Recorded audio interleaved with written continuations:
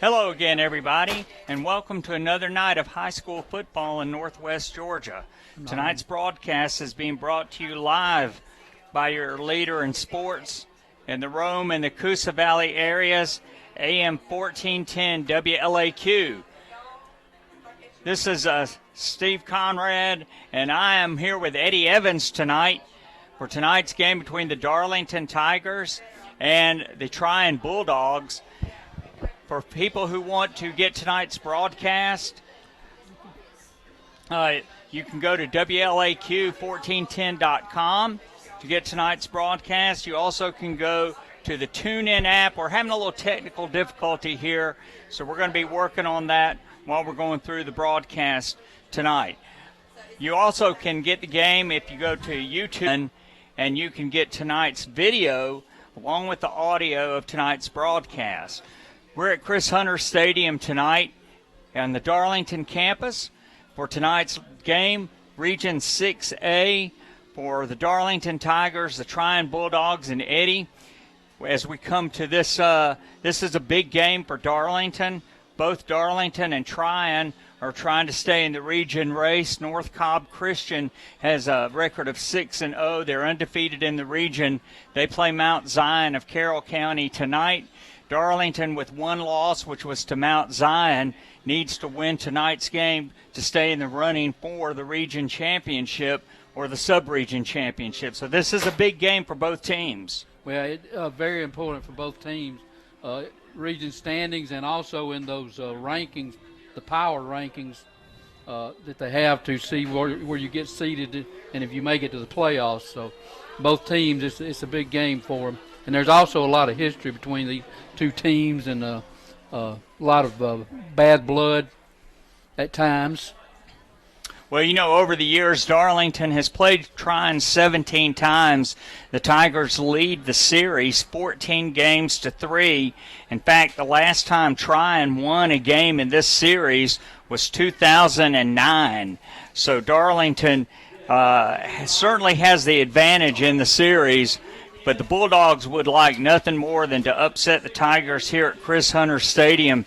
Darlington is favored in tonight's game, and they would love to come in here, upset Darlington, give us a second region loss, and then try to put themselves into a position of getting into the region championship race. Well, it is, and it's, as we said, big for both teams and a lot to play for. And this is what high school football is all about. Getting late in the season, you got playing for the standings, and very important. Well, we're having a prayer here tonight. We're going to just be silent for a couple of moments.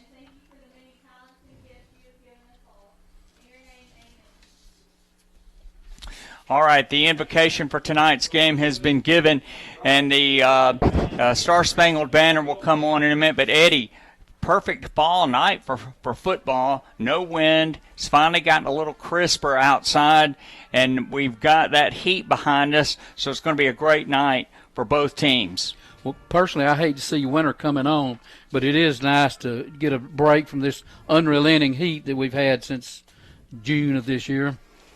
Well, it has been unrelenting, and certainly by the sixth game of the season, seventh game of the season, you would hope that you would have had some cool weather already. So let's talk a little bit about the two teams. You were doing some video viewing today of the Trion Bulldogs. They run the wing T on offense. So what'd you find out? Well, they don't line up in a wing T formation. They're lined up. It looks like a double wing a lot of times, and they'll break guys off. They're very rarely in a pure wing T. Wing T is quarterback under center and two running backs behind him, and then a wing back either on the left or the right. And they rarely line up in that. As I said, they'll have two wings up there and one running back, and quarterback under center most of the time. And even though they don't look like a wing T team, they are very, wing T-ish. They run all the plays in wing T. You're going to see a lot of speed sweep tonight, a lot of speed motion and jet motion. And they've got a nasty play called a crisscross where the wing backs, one gets the handoff and then he hands it off to the other one going the other way. And we're also going to see a lot of belly and a lot of trap. And they even run wedge. They have a wedge play that they run 2 or 3 times a game. So this is we're going to see a lot of wing T, a lot of stuff we used to see Darlington run. Darlington's gone to more of a spread now, but a lot of stuff we've seen them run over the years and a lot of familiar formations. Well, the player to watch for Trion tonight is number 10, Hagen Willingham. He plays running back, wing back, slot back, defensive back. He is on the field all the time. In fact, against Gordon Lee, he had 290 rushing yards as well as blocking a field goal at the end of the game, and he scooped that up and ran it for a touchdown.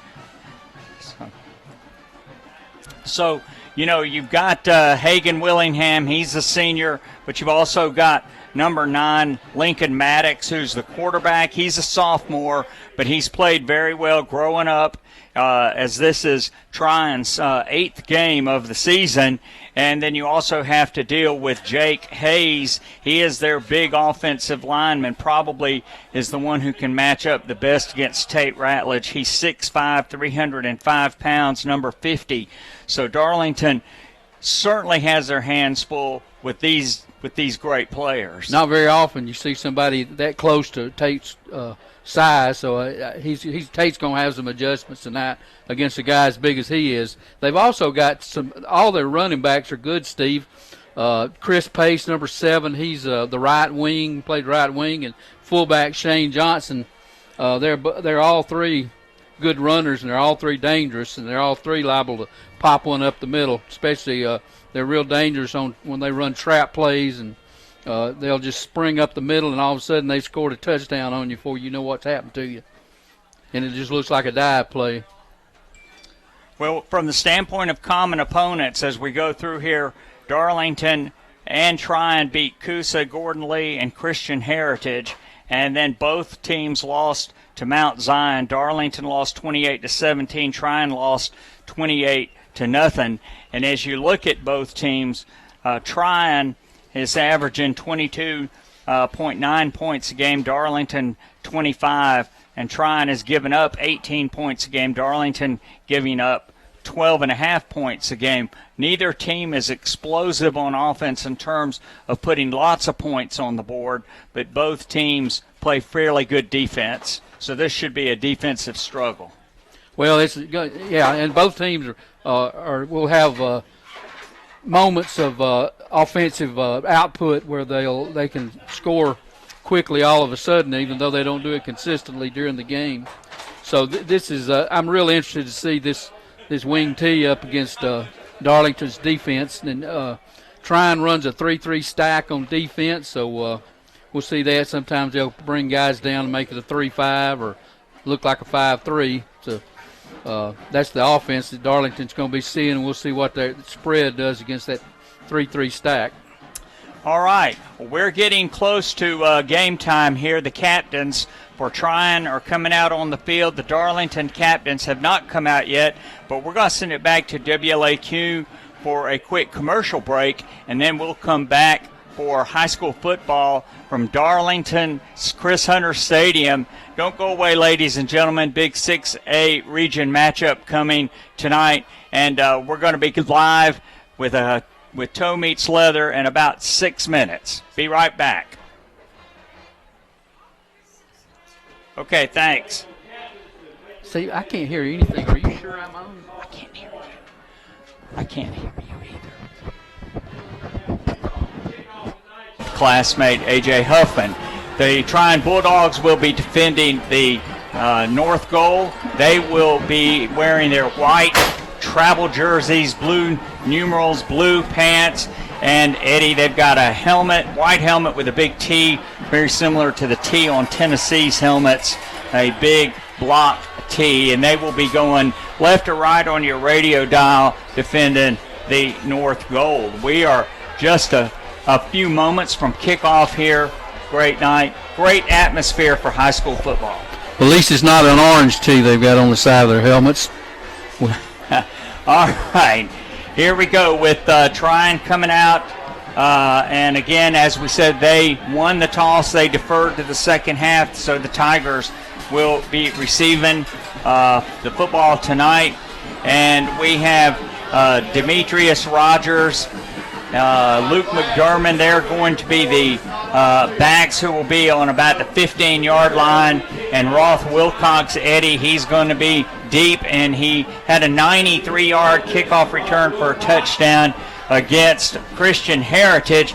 I do not see the number of the Trion player who is kicking. I cannot see it. He's kind of turned in an odd position, but here he comes. Toe meets leather. It's going to be a end-over-end kick. It's going to come down to Luke McDermott at the 12. He goes straight upfield, and he is going to be tackled at about the 22. And number 30, Libney Ramirez, kicked off for Trion. So Ramirez, the kicker for Trion, and Darlington will scrimmage on the far hash mark, 1st and 10 at their own 24. Well, special teams are going to be important tonight, too, in a game this tight and this even, and good coverage by Trion on that kick. All right, Darlington comes out, and Manning is in a shotgun formation, wide out to the near side, 2 wide outs to the far side with a man in the slot. And a single setback is Demetrius Rogers. Handoff to Demetrius Rogers, and he gets trying to get to the outside, and he does, Eddie, and squirts upfield for about 4 yards. Once he got outside of the hash mark there, just turned it upfield, and he's going to have a gain of about 4. Well, coming from his left-hand wing position and just running straight across on the speed sweep, and managed to get outside and pick up 4. Ball on the far hash mark, 3 wide outs to the near side. And Frank Manning, the junior, at quarterback in a shotgun formation. Demetrius Rogers to his right, trying 3-down lineman with another linebacker up. And he's going to hand off to Demetrius Rogers. He cuts off left tackle, and he's trying to get outside.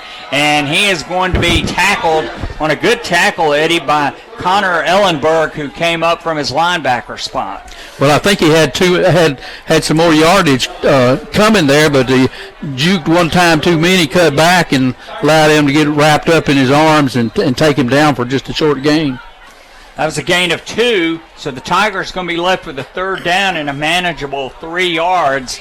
Ball just inside the near hash mark at the 31-yard line. The line to make is the 34 early in tonight's game. If you're just joining us, Darlington has run 2 offensive plays, 3 wide outs to the far side, 1 to the near side. Frank Manning hands off to Demetrius Rogers, or he keeps the ball, fakes it to Demetrius Rogers, and on the near side dives forward, Eddie, to the 39-yard line, and the Tigers will have a 1st down. Nice run, nice fake. He faked that speed sweep that they did for the first play, but kept it and picked up about 8 yards and a 1st down.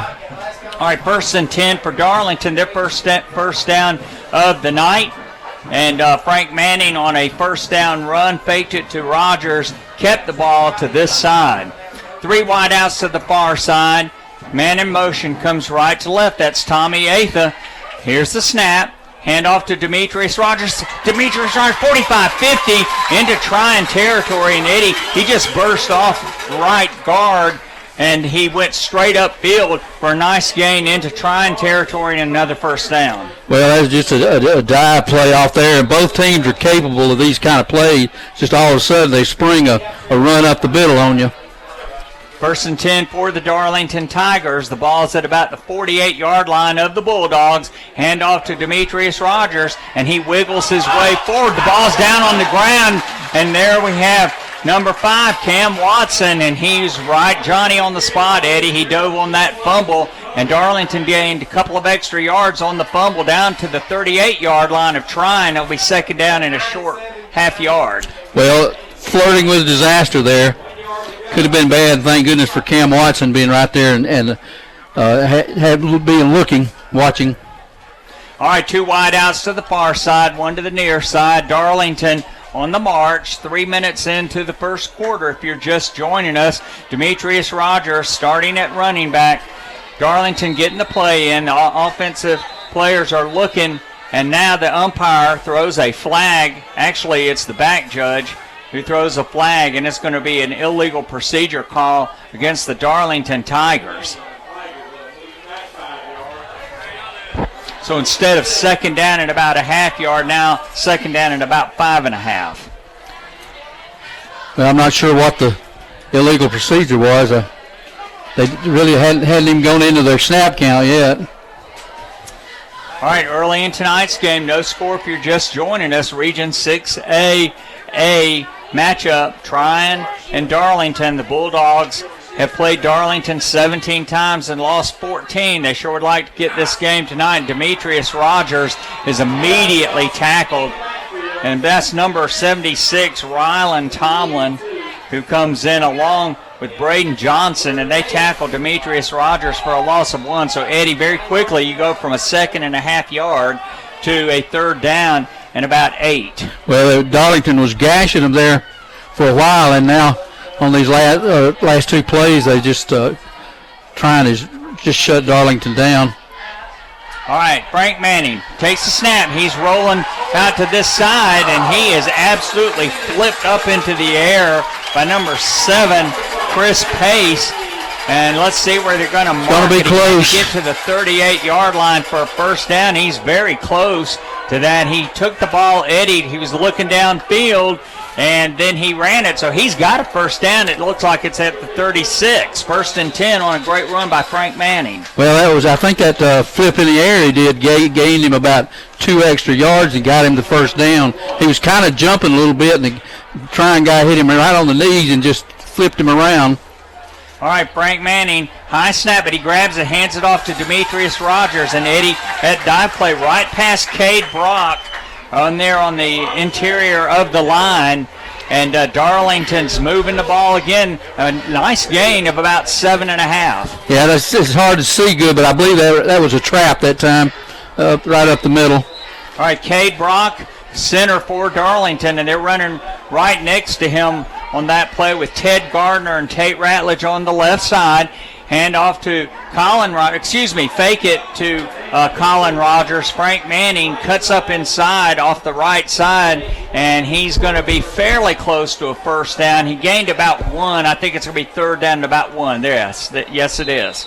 Yeah, Frank pulled it out of his stomach. I think that was just a fake. I don't think he was reading it. I don't think it was an option, but he made a good fake and pulled it out. But Trion was over there ready on that side. All right, and they ran off the right side at that time. Colin Cesaro at tackle. I haven't gotten the number of the guard over there. Frank Manning hands off to Colin Rogers, and Colin Rogers is going to be stacked up, Eddie. It looks like from where the referee came in on that side that he did not get the first down. It's going to be 4th down and about a half a yard. Yeah, they've already flipped the box over there to 4th down. It's again trying to just filling up the middle there, and Darlington could get no movement trying to go behind Tate Ratledge, but they just filled their gaps and didn't give them up. All right, the line to make for Darlington is the 26. The ball is just inside the 27. Just inside the near hash mark power I formation, and hand off to the fullback, and he's still on his feet, and he's inside the 20. Eddie's spinning, and he's going to be down inside the 20, down to about the 18. 1st and 10 for Darlington. Well, that was a good call by Brent Bell there, and just a quick handoff and looking for somebody else to go there. And it's kind of like that quick hit and fullback play that we see Georgia run sometimes, where they just turn and the fullback hits the hole before you got time to get set. All right, Darlington has eaten up half the first quarter already. This is where you've got to get some points. You've held the ball for this long. 1st and 10 for Darlington at the 18-yard line of Trion. Man in motion's Tommy Atha, and now the Darlington players are looking over to the side, and timeout has been called. So with timeout on the field, we're going to send it back to WLAQ for a 30-second commercial break, and we will be right back. Keep the chin straps buckled. We'll be right back after these messages.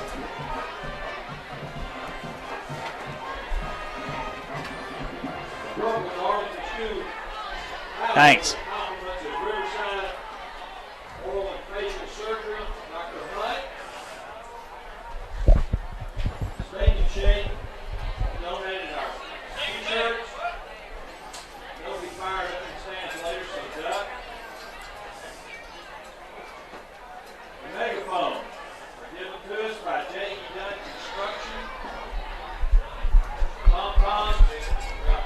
All right, back here at Darlington, Chris Hunter Stadium, Jerry Sharp Field at Chris Hunter Stadium, named for Jerry Sharp, the great football coach here at Darlington, and then Chris Hunter Stadium, named for Chris Hunter, a graduate of Darlington who died in an auto accident while he was at Washington and Lee University, and Darlington honored him and his family by naming the stadium after him. Eddie, no win tonight, just as still as it can be. But the Tigers hope to be generating some activity down here. First down and 10 at the 18. 5:39 to play in the first quarter. Tigers really eating up the clock. Man in motion, right to left, comes to back. He hands it off to Colin Rogers, and Colin Rogers sidesteps Trion tackler and then gets into the middle of the line. He may have 1.5 yards. Well, Steve, as they've gotten down, as Darlington's worked their way down the field and gotten inside the 20, it just feels like it's tougher and tougher. The closer you get to that goal line, the harder it is to move. Trion's really stiffening, and Darlington's going to have to move some of that defensive line out of there to get any yards. They're bringing their safeties up. Look back there. There are no deep safeties at all. Frank Manning, he hands it to Demetrius Rogers, and he is cutting up field inside the 5-yard line down to about the 3. Boy, Eddie, he really burst through that line in a hurry. Well, they moved the lineman out of the way that time, and that's just a good run down there, especially that close. First and goal for the Tigers. Hand fakes it to Demetrius Rogers, and Frank steps in on the left side. I don't think he got anything at all. I think he lost about a half a yard. 4:43 to play here in the first quarter. If you're just joining us, Darlington keeping Trion's offense off the field with this long time consuming drive. And Eddie, the Tigers have not been in any hurry at all. They've just been slowly and methodically running the play clock down to, we're already at 10 seconds as the Tigers come up to the line of scrimmage. Power I formation, and Frank Manning is going to hand it to a man trying to go off the right side behind Colin Zazzaro, and there's just nothing there. Looks like there's no gain at all. It's going to be 3rd and goal from about the 3. Well, as I said, Trion is really stiffened here, and the closer you get, the more desperate they are to protect that goal line. And they're just jamming up the middle in there, and Darlington not able to get any push in the middle. No push at all. 3:50 to play here in the first quarter. Darlington started at their own 24-yard line. 3rd and goal from the 3. Frank Manning in shotgun. Quick pitch fake to Demetrius Rogers, and then he throws incomplete. A Trion man knocked it down. Boy, he had a man wide open in the corner of the end zone, Eddie. Yeah, that was a good call. Good call that time. Frank rolled out there, and just that Trion man got a hand on the ball. Maybe not thrown as high as it should have been, and knocked it out. Now it's 4th down. And 4th down, 3:34 to play here in the first quarter. 4th and goal. And Alex Little comes in for a field goal attempt. The ball will be put down at about the 11. This will be a 21-yard attempt, and it is good. So 3:29 to play here in the first quarter, and Darlington, Eddie, draws first blood.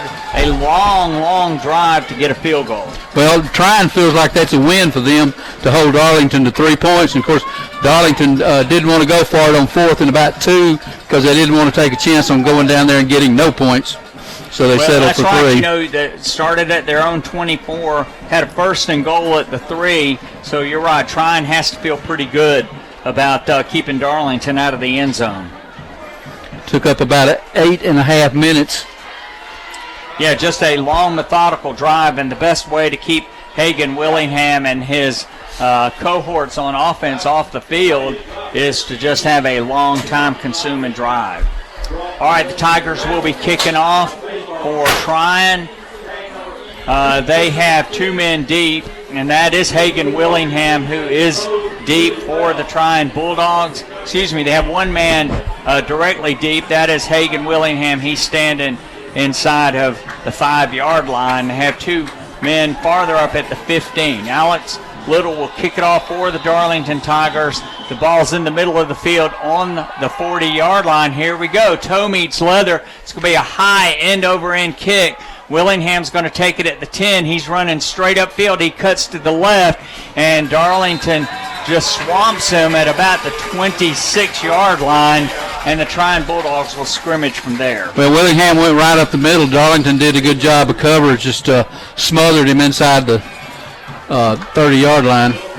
First offensive possession for the Bulldogs tonight. Number 9, Lincoln Maddox, the sophomore, is going to be quarterbacking the Trion Bulldogs as they come out for their first possession of the night. Cade Brock, Tate Ratledge, and I believe that's Luke Lewis,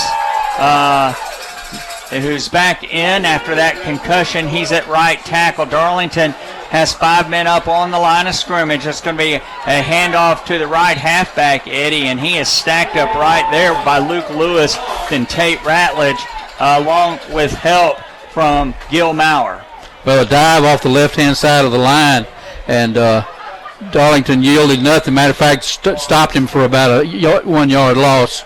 All right, the ball is back inside the 25, so it's going to be second down at about 11.5 for the Trion Bulldogs. Good penetration in the middle of the field by Tate Ratledge. One wide out to this side, one to the far side. Man in motion, left or right, and he's trying to get outside on the speed sweep. That's Hagen Willingham, and he's going to be wrapped up and wrestled down at about the 29-yard line. Eddie, he's got some good speed, but Darlington got over there and tackled him at the 29, and it'll be third down at about 7 for the Bulldogs. Well, they did a good job of covering that speed sweep out here. I thought he'd gotten outside of us, but did a good job of chasing him down.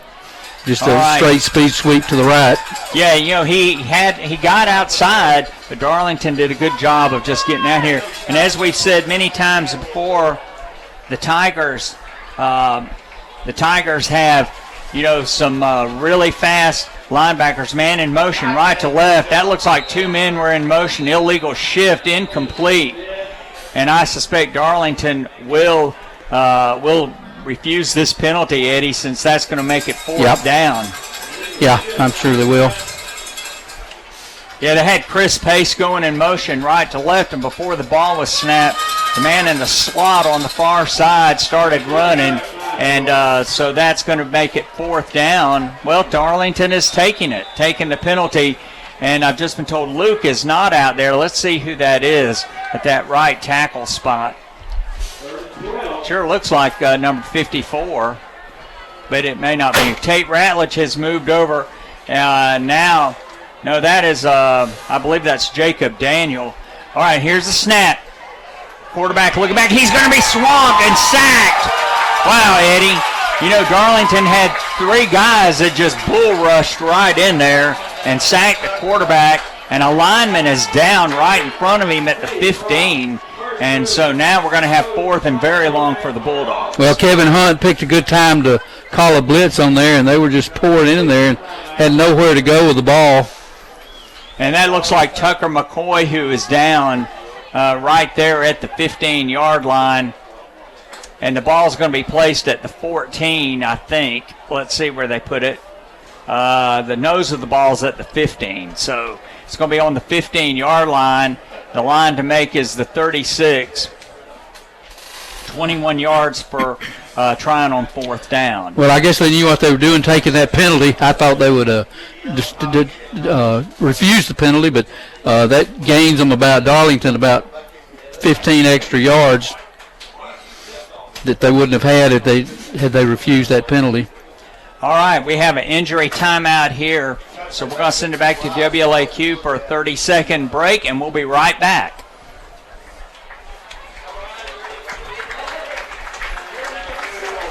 Okay.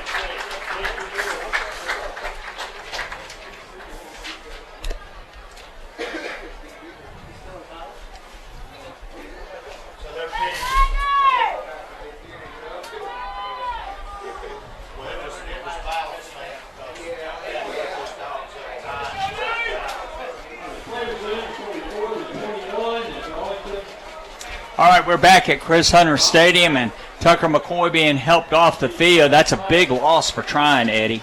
Well, he's not putting any weight on that leg. Let's hope it's not too bad of an injury for him. All right, Trion with a 4th down and very long. They will be punting the football. Cannot get the number of the punter right now.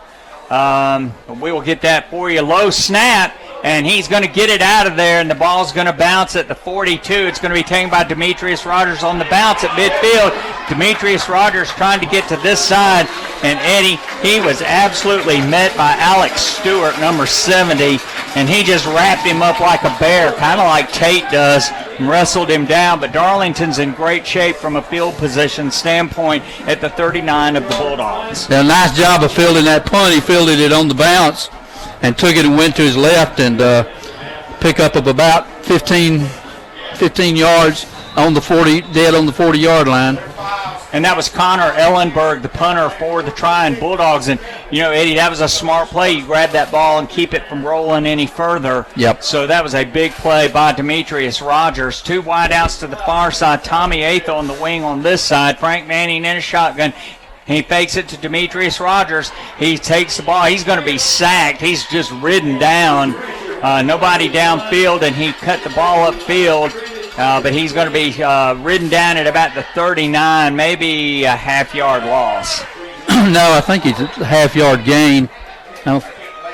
Let's see where they put it. Yeah, well, maybe nothing. Nothing, I guess. Yeah, I guess. We're both wrong. I saw a half-yard loss. You saw a half-yard gain, and it all evened out, didn't it? All right, 2nd down and 10. 42 seconds to play in the first quarter. Tigers with their second possession, up 3-0. Frank Manning in a shotgun, handoff to Demetrius Rogers, and he runs straight up the middle off the center, and he's going to be down to about the 35-yard line, so a gain of about 4, 3rd down and 6 for the Tigers, and the Tigers may just let this clock run out here in the quarter. Yeah, I believe that's what they're going to do. They're just standing, looking over here. Yeah, good clock management. You're ahead. You're at home. Always slow it down. Yeah, slow the play down. All right, that's going to be the end of the first quarter. Darlington 3 on a 20-yard, 1-yard field goal by Alex Little, and Trion nothing. We're going to send it back to WLAQ for a 30-second break to the Big Kahuna. Keep those chin straps buckled because we're going to be right back. Okay.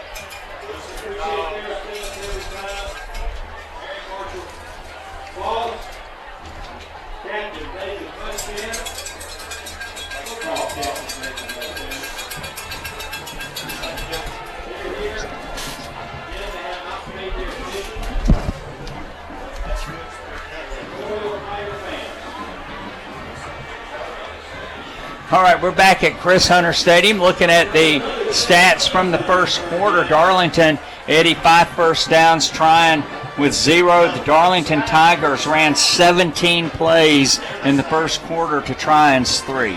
Well, they had some gashes on Trion there.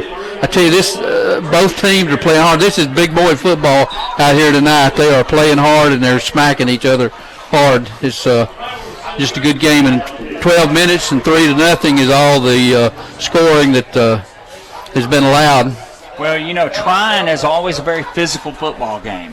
They always Trion are. And Gordon Lee are always very physical games, so it's not shocking. Trion with 3 down linemen. Frank Manning takes a snap, looking downfield, got a man on him. The ball's down on the ground. Somebody get on that football. And that ball rolled away from whoever was grabbing it, and I believe Trion has it, Eddie. And Frank Manning never saw, and they do. Trion has the football on a fumble, and so on 3rd down, Darlington gives it up on a fumble. Well, he came from Frank's right and just came outside the line and untouched, just went around everybody, and nobody even put a hand on him to slow him down, and Frank never saw him, didn't feel the pressure. And well, you know, that's happened against Christian Heritage. They were bringing somebody from Darlington's right so many times in that 3rd quarter especially. So let's see what the Tigers will do. But in any event, Trion has the turnover, 1st and 10 at their own 38-yard line. They've had the ball one other time, so this is their best field position. number 9 for Trion, Lincoln Maddox. He is under center, and he hands off to Hagen Willingham on a speed sweep. Goes right, cuts back to the left, 40, 35, 30, 20, and he is dragged out of bounds. And Eddie, that's why he's so dangerous. He got on the outside and then cut straight back into the middle of the field for a big, long run. I saw him do it in that film I saw of Christian Heritage. He'll run into the middle, and he just cuts back, just darts back to the left or the right, and he darted back to the left that time and just got behind our linebackers and was off to the races. Lucky to chase him down. 1st and 10 for Trion at the 14-yard line of the Darlington Tigers, trying to convert a fumble recovery into points. Maddox under center has a man in motion right to left. That was Hagen Willingham, and he hands off the ball to his fullback, Eddie, and he runs straight inside, down inside the 5-yard line, and it's going to be another first down, I believe, for the Trion Bulldogs. Let's see. They mark it, 1st and goal for Trion. Well, they like to run that speed motion. Hagen Willingham went speed motion to the right, and then they handed it up the middle on a trap to the fullback coming in there. Right. They're very dangerous with that. They'll just pop a run inside, and you don't see how they do it, but all of a sudden they've gained big yardage on you.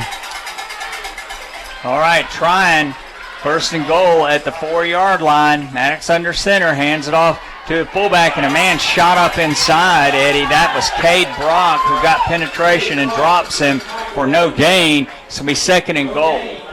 Well, that was a good defensive play there, in there and behind the line of scrimmage, and just brought him down before he had a chance to get going. Penetration destroys everything, doesn't it? Yes, it's the key to stopping any offense.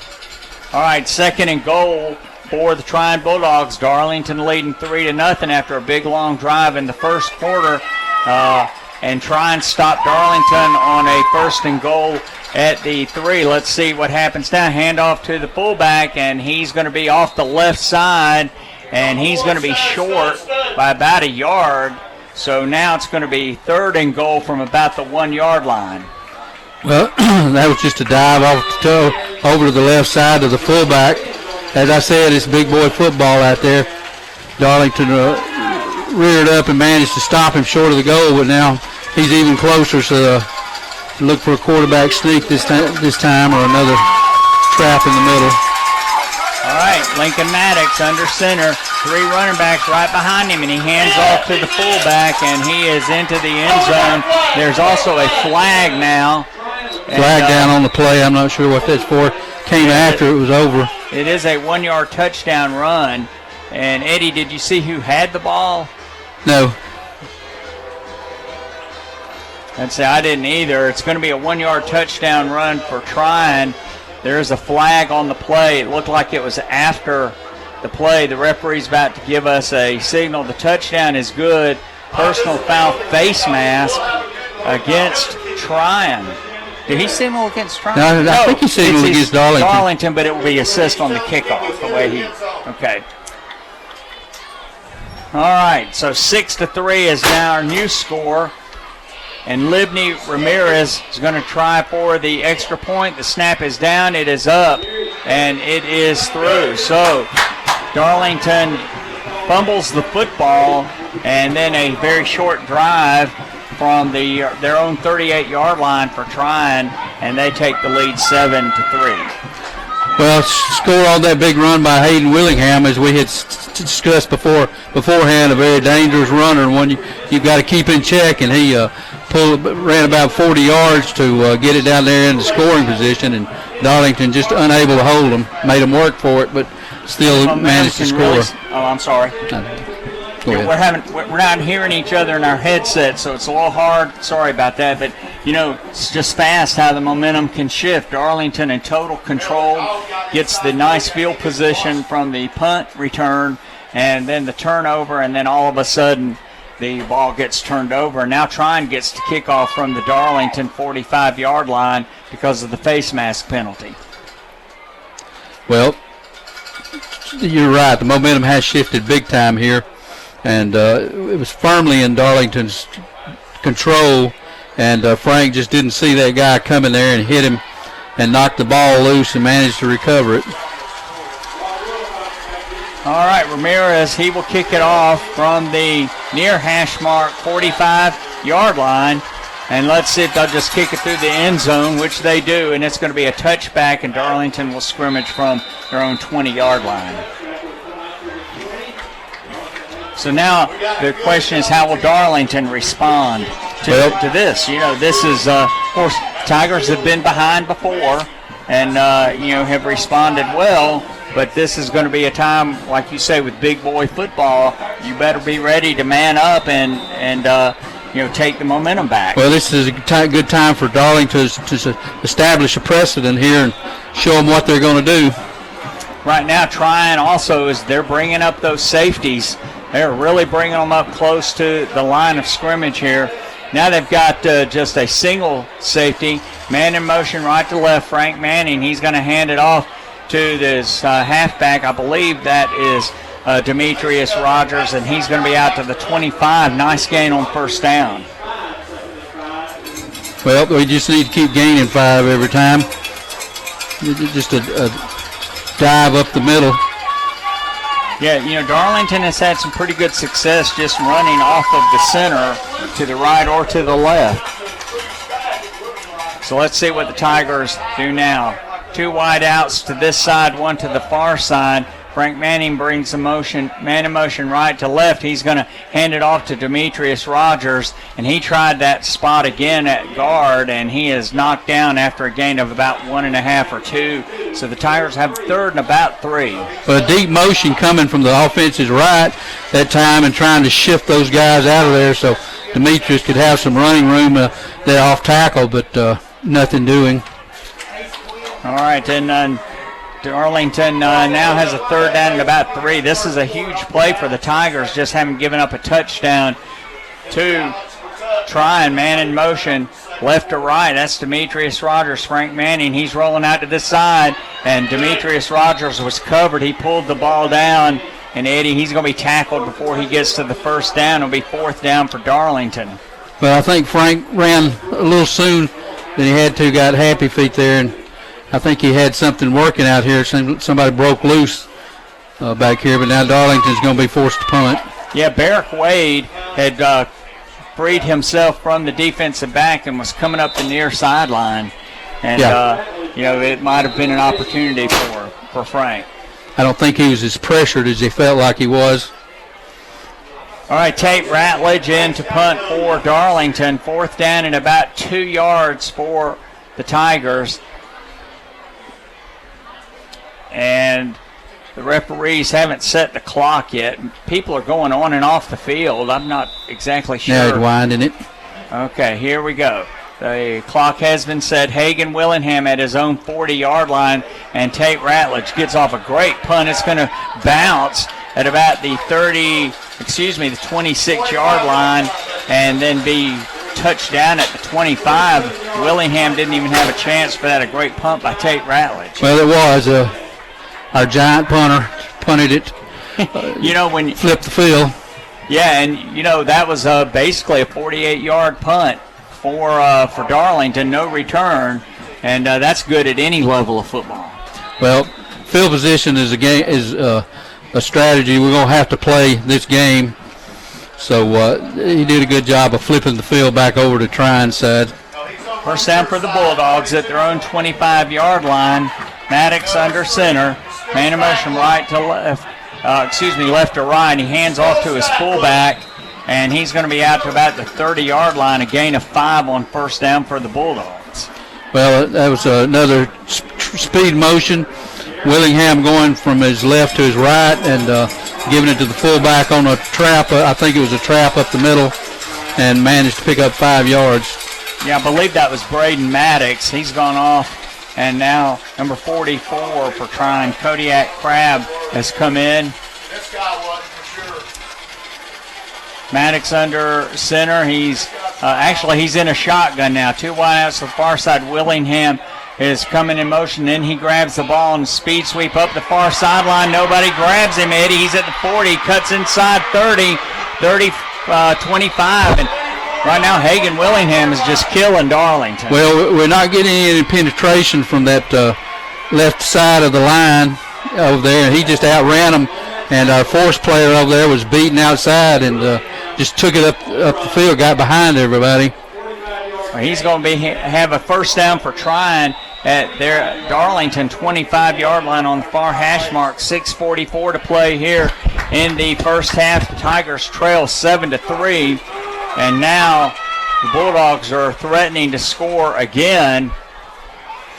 And the Tigers, they bring in DJ Johnson, and he trying to add some beef to that line. 4-down lineman, hand off to the fullback, and he just kind of tiptoes his way inside the 25 down close to the 20. Well, you got to stop that dive. Of course, you got to get penetration on the outside too, but this offense is a little bit like Georgia Tech's in that respect. You've got to stop the dive, and they're getting too much on the dive right now. Yeah, if you can stop the dive play, you can get a lot of other things stopped, but you're right. You got to stop that dive play first. Second down and about 5.5 for Trion in a T formation. Maddox under center. He's going to hand off to the right halfback, and that's Willingham, and he's dancing his way off the left side. He's going to be inside the 20 down to about the 17, and that's going to make it third down and about 2 for the Bulldogs. The way he danced through that hole, I believe that was trap again. And cut right, cut back to the left. Nice pickup. All right, the Bulldogs ahead 7-3 with 5:21 to play here in the first half. And remember, they get the ball to start the second half. So Darlington needs to get a stop here. Empty backfield this time. Empty backfield. Maddox brings man in motion. That's Willingham, and he just cuts it right straight up into the middle off the right side, and he is in for a touchdown. Just handed it off to him, and he stepped inside, and now Trion goes up 13-3. Well, he's real dangerous doing that, and he just blew us. And I'm sure they were trapping our tackle out there, and he just stepped through the hole, and the defensive backfield just wasn't able to get a hand on him. All right, Ramirez. He's going to try for the point after here. The snap, ball's down, it's up, and it looks like it's good, and it is. So with 5:02 to play here in the first half, Trion extends their lead 14-3. We're going to send it back to WLAQ for a 30-second commercial break, and we'll be right back for Trion's kickoff. Don't go away.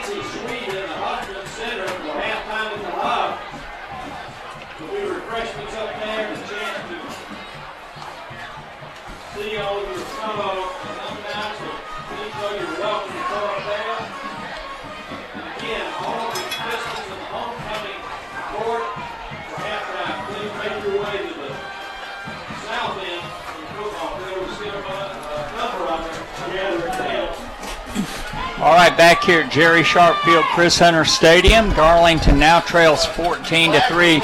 Eddie, and this is a big offensive possession for Darlington. Well, it's amazing how the field has changed here. Darlington was on the 35-yard line and in control when they fumbled it, and since then it's been all Trion. They have just been dominant, just gashing Darlington on speed sweeps and runs up the middle. Yeah, Tigers were in total control of the game.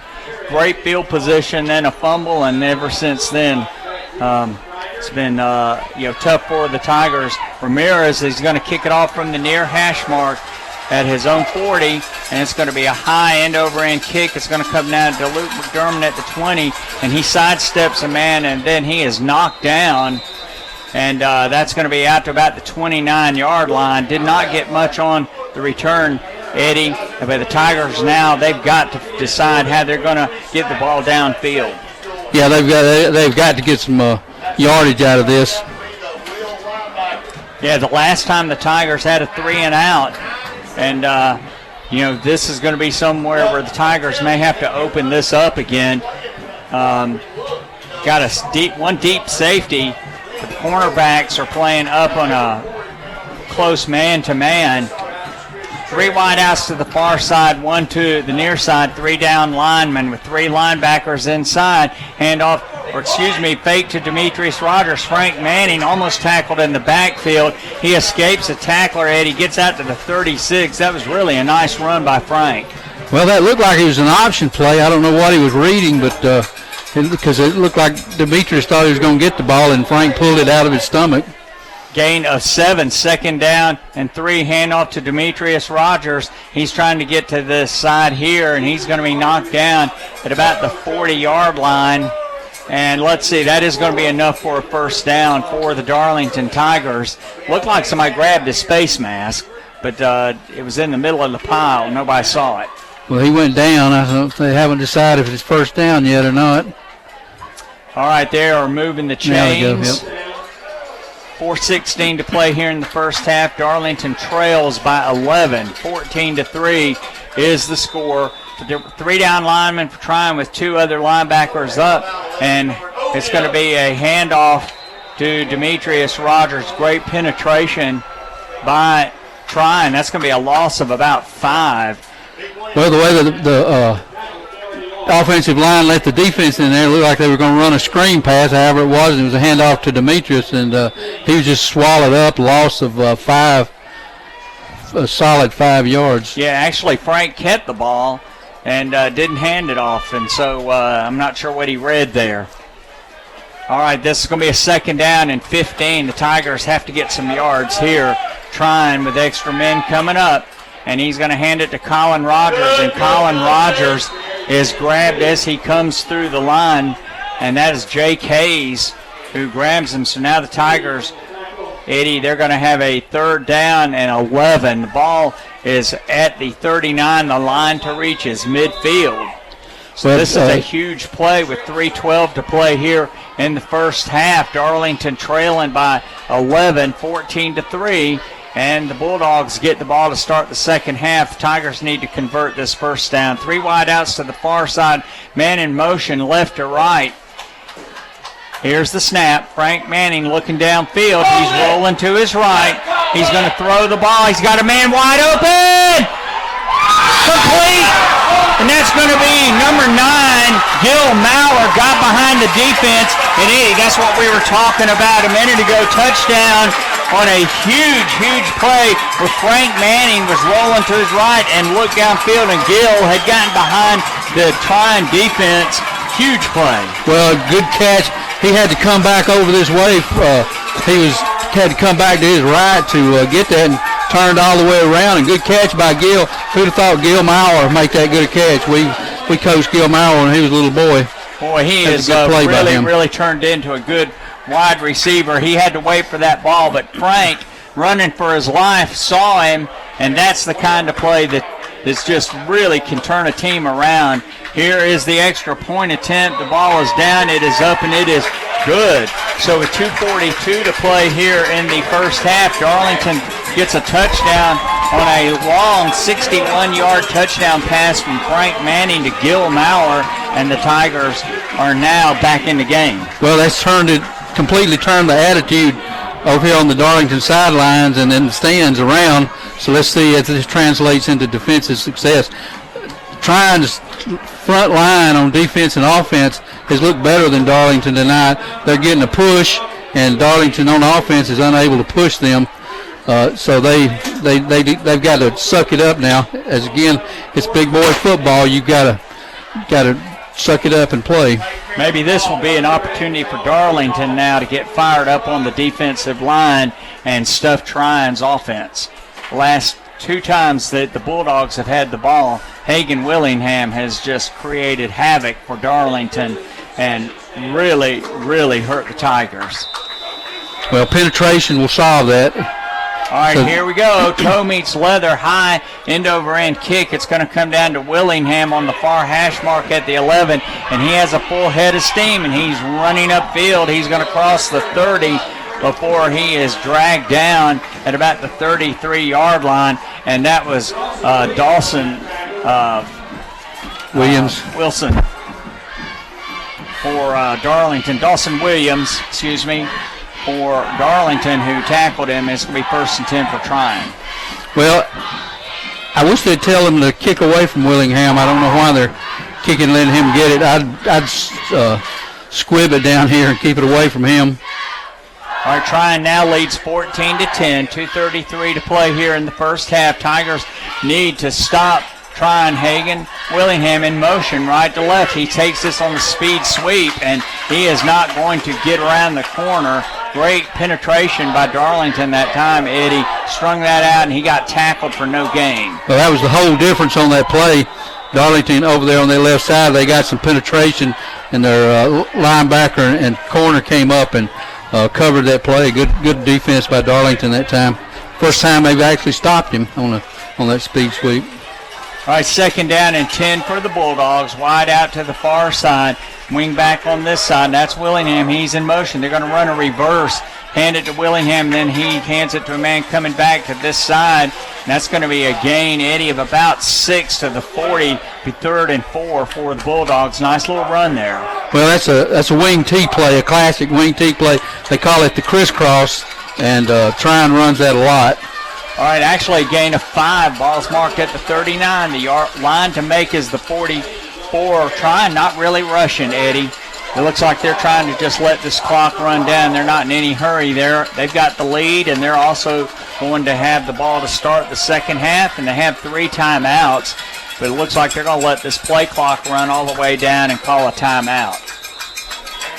And that's exactly what they do. So 3rd down and 5. For Trion, they're up 14-10. We're going to send it back to WLAQ for a quick 30-second break and be back for this play here late in the second quarter.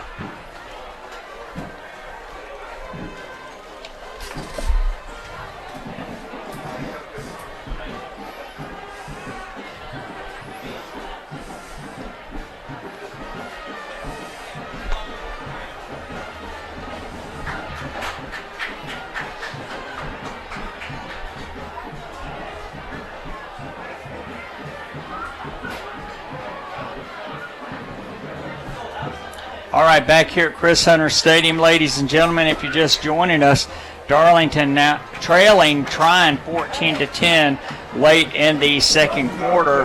Trion will get the ball to start the second half. 3rd down and 5, Eddie. Well, Darlington has looked much improved on defense in this series. Trion's been gashing them the last couple of times they've had the ball. It's 3rd and about a long 5 or 6 yards to go for the first down. Darlington needs to hold them here. All right, this is going to be a 3rd and 5 play. And Mount Zion leads North Cobb Christian 14-10 in the second quarter. All right, Maddox brings the man in motion right to left. He's going to hand it off to Willingham, trying to cut up in the middle, and Darlington just wraps him up, and there is just a wave of Darlington tacklers. Timeout called by the Tigers. And so 1:04 to play here in the first half, and Darlington wants to get that ball back and see what they can do, Eddie. Yep. The clock is stopped. Did somebody call time? I guess Darlington called timeout. Yeah, Darlington called a timeout, and the Tigers will have 1 remaining timeout. And that was a gain of 1 for Willingham. And as he cut up onto the off of the right side, Eddie, he was just met by about 5 or 6 purple jerseys and thrown backwards. Well, the quarterback was in a shotgun, and that was deep motion back to the quarterback. Had a man coming from right to left, and Willingham running from left to right, and handed it to Willingham, and Darlington did a good job secondary stopping him over there. All right, and if you're just joining us, Darlington went up 3-0 and had total control of the game. Then fumbled the ball, Trion recovered it, and very quickly on a 62-yard drive converted that into a touchdown. Darlington went 3 and out. Trion then went downfield on another touchdown drive. The Tigers just got a 61-yard touchdown pass from Frank Manning to Gil Maurer to bring the score to 14-10. 1:04 to play here. They're not in a punt formation in the first half, and Trion is not in a punt formation, and now Darlington calls another timeout. Well, I think that was a ruse to get Tommy to use another one of his timeouts. That's his second timeout. Now they're down to 1 with still 1:04 left. And, I actually think that's the last Darlington timeout. Oh. Because I think Darlington used one here in the first quarter. So, yeah. Let's see what Trion does here. That'd be kind of an odd thing to go for. You're up. You are going to get the ball back, but you're up by 4 and go for 4th and 4 at your own 40. Put Darlington in good field position if you don't make it. Well, that was a good call by the Trion coach, and Tommy had no choice but to call timeout so they could get him up here. Yeah, Justin Brown, the Trion coach, he's done a good job up there, 45 and 28 since he took over, and this is his 7th season as the head football coach for Trion, and he's done a really good job. Now Darlington doesn't know what to drop into. And now Trion will go into punt formation. Connor Ellenberg, he will be in punt formation for the Bulldogs. 4th down and about 1:04 to play here. Darlington just used their last timeout, and Dawson Williams got close to that, and then the punt returner, and I think that is Casey Gunn, ran up, Eddie, and snagged that ball at about the 39-yard line. Boy, that looked dangerous, didn't it? Yeah, it did. He was diving for it, almost didn't get there. 54.6 seconds now. See what Darlington can do. Then no timeouts. They're going to have to control the clock by getting out of bounds or spiking the ball or getting first downs.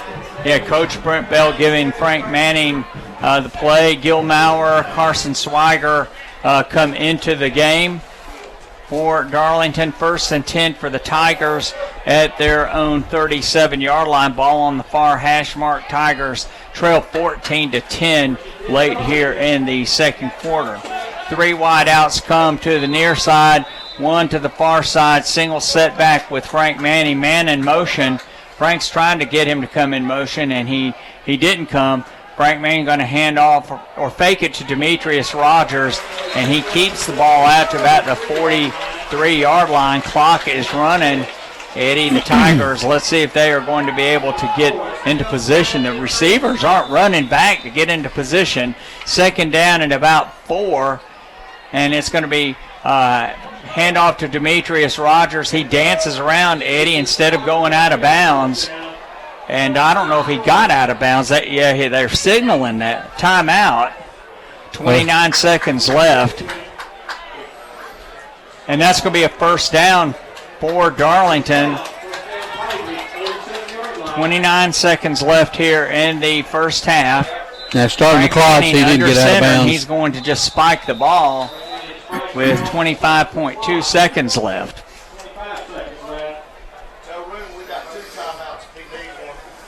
So here Darlington has an opportunity at the 47-yard line of the Tigers. They're close enough, if they can get a couple of pass plays downfield, might be able to get into scoring position. Well, Trion's going to make it hard to get throwing. They're going to drop back, and they're going to keep everything in front of them. Yeah, 2 deep safety. Frank Manning looking downfield. He's going to throw the ball into the middle of the field, and it's almost intercepted by number 23, Will Wyatt. And he did not get that ball up as high as he wanted. No, he looked like he had a man with a chance to break open, but just didn't put enough arm on it. Ball never got high enough.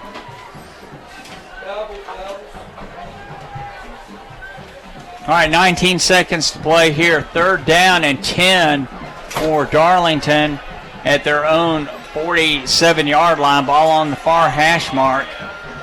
And there's going to be a handoff to Demetrius Rogers. He breaks a tackle trying to get out to this side. He runs into his own man, and he's spun down. And the clock is now running. The Darlington Tigers don't have any more timeouts.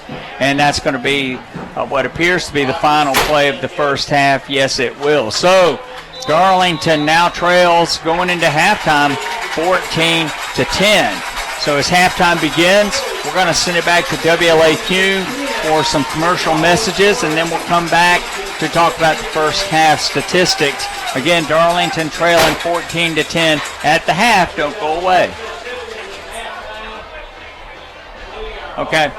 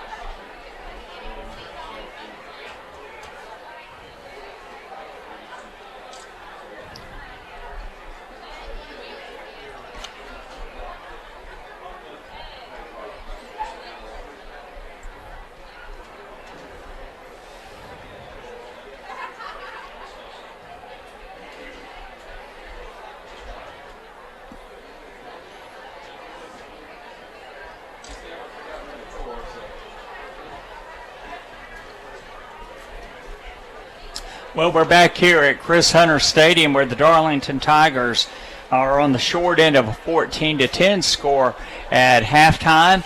And we'll go through some of the halftime first half statistics and talk about the first half. Darlington scored first on a 20-yard field goal by Alex Little after a long drive, which ate up about 8.5 minutes of the first quarter. And the Tigers got stopped inside the 5-yard line. They had a first and goal at the 3, but could not convert it to a touchdown. And so the Tigers went up 3-0. Trion went 3 and out on their first possession of the night and punted the ball to Darlington. The Tigers had really good field position. And then a man coming off the edge knocked the ball loose from Frank Manning. And Trion recovered at their own 38-yard line, and it took them about 4 plays to get down for a touchdown. We did not get the number of the man who got the touchdown. It was a 1-yard touchdown run, but Ramirez put up the point, and Trion was up 7-3. The momentum had definitely swung in the favor of Trion. And on a 17-yard touchdown run on their next possession, Willingham, who really killed Darlington, Eddie, in that quarter, he scored. And the Bulldogs were up 14-7 after Ramirez put up the point. And then Frank Manning on a 61-yard touchdown pass to Gil Maurer, rolling to his right, saw that Gil had broken behind the Trion secondary and threw the ball over the secondary, and Gil caught it at about the 10-yard line, went into the end zone, and then Little put up the point, and Darlington trails 14-10 at the half. Both teams had 4 possessions. The Tigers for 31 plays, 1 for 4 passing for Darlington, but that one completion was really big, Eddie. The Tigers had 7 first downs. Trion had 3. Trion did not throw any passes at all. They had 16 runs and made those runs very efficient in the second quarter. In the second quarter, they had 13 runs and had 2 touchdowns on those 13 runs. Well, Darlington's kind of been hanging on here since the second quarter when after Trion got that fumble, and it feels like that long pass that Frank threw, it feels kind of like a miracle, not something we just enforced our will on Trion, but just a lucky break that we got. And although after that pass and after the defense did tighten up and the front was not getting moved as much as they were, and Trion has got good safeties and linebackers. They can run you down, but the secret of what is in this game so far is that Trion has been able to move and resist being moved by their front line. Their front line has just looked better than Darlington in this first half. Well, you're right, and we've talked about that before. You've got to win the battle in the trenches. And when Darlington has been effective on defense, the Tigers have sealed off the running lanes but also gotten penetration.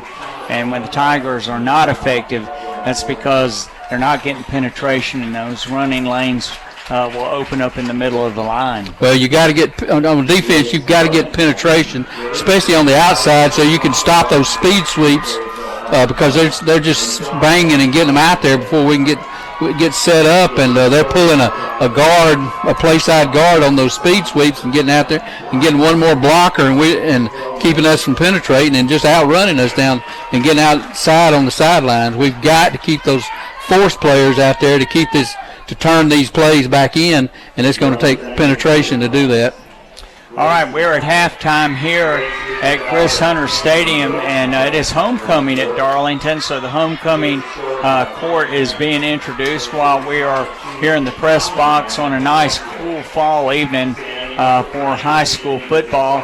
And the Tigers trail 14-10, and right now the Mount Zion Eagles are up over the North Cobb Christian Eagles 14-0. 14-0. 14-0. So that's a big game that we're interested in. If you're just joining us in Region 6A, Subregion A, Darlington is tied with Mount Zion. Both teams have 1 loss. North Cobb Christian is undefeated, but the Tigers lost to Mount Zion. So if Darlington and Mount Zion tie, each of them have one loss, Darlington would finish behind Mount Zion because of the head-to-head matchup. So we certainly would like to see North Cobb Christian come back and win that game. That's the problem with losing to Mount Zion, is that now we're dependent on the help from other people. It's not entirely in our control anymore. All we can do is keep winning, but we have to depend on somebody else to beat Mount Zion. All right, Darlington trailing 14-10 at the half. We're going to send it back to WLAQ for some commercial messages, and then we'll come back for more halftime discussion. Don't go away.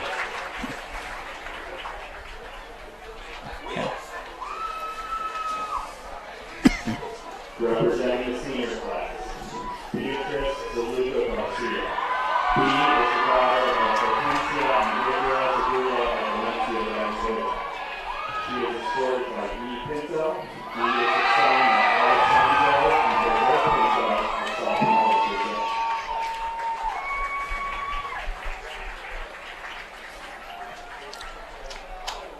Hayden Boulder. Hayden is the daughter of Holly and Baldwin of Center, Alabama. She is escorted by Andrew Lane. Andrew is the son of Hillary and Andrew Lane of Illinois, Georgia.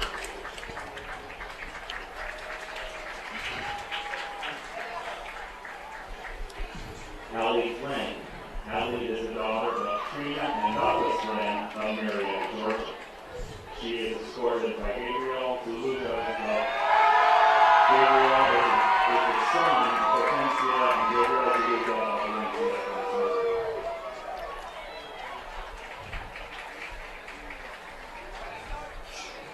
Annabelle Brady. Annabelle is the daughter of Tammy and Brett Phillip of Rome, Georgia, and Tammy and Beth Brady of Rome, Georgia. She is escorted by Andy Brun. Andy is the son of Linda and Bob. Lee Brun of Cartersville, Georgia. Allie Hayden. Allie is the daughter of Susan and Lawson Brady of Rome, Georgia. She is escorted by Roth Wilcox. Roth is the son of Tammy and Bill Wilcox of Rome, Georgia. Standing in for Roth this evening is his father, Mr. Bill.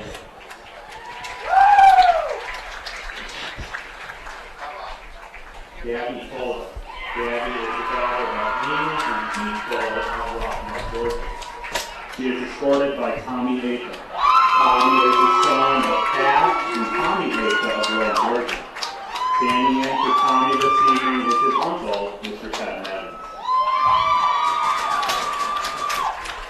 Let's congratulate all the members of this year's homecoming day.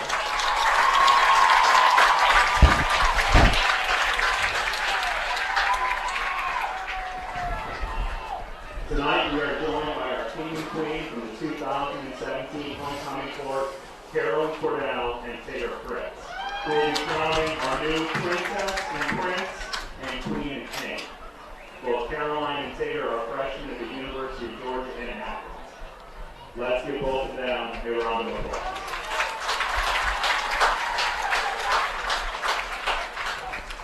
The 2018 homecoming Prince is Mr. Hank Crawford.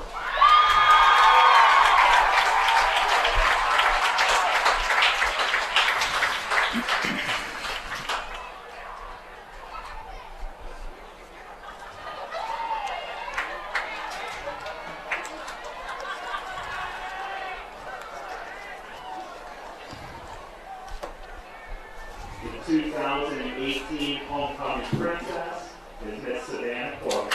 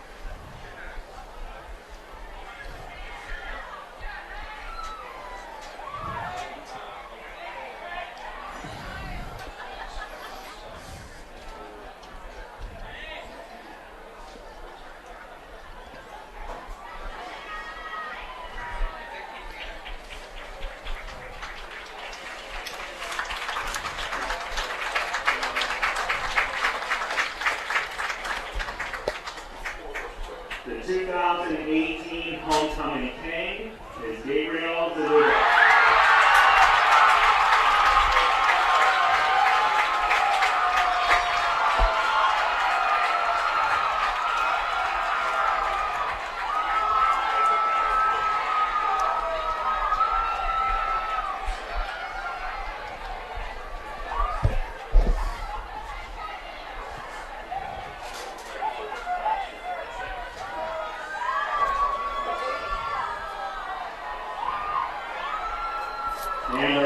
Well, back here at Chris Hunter Stadium, ladies and gentlemen, Darlington trails 14-10 at the half.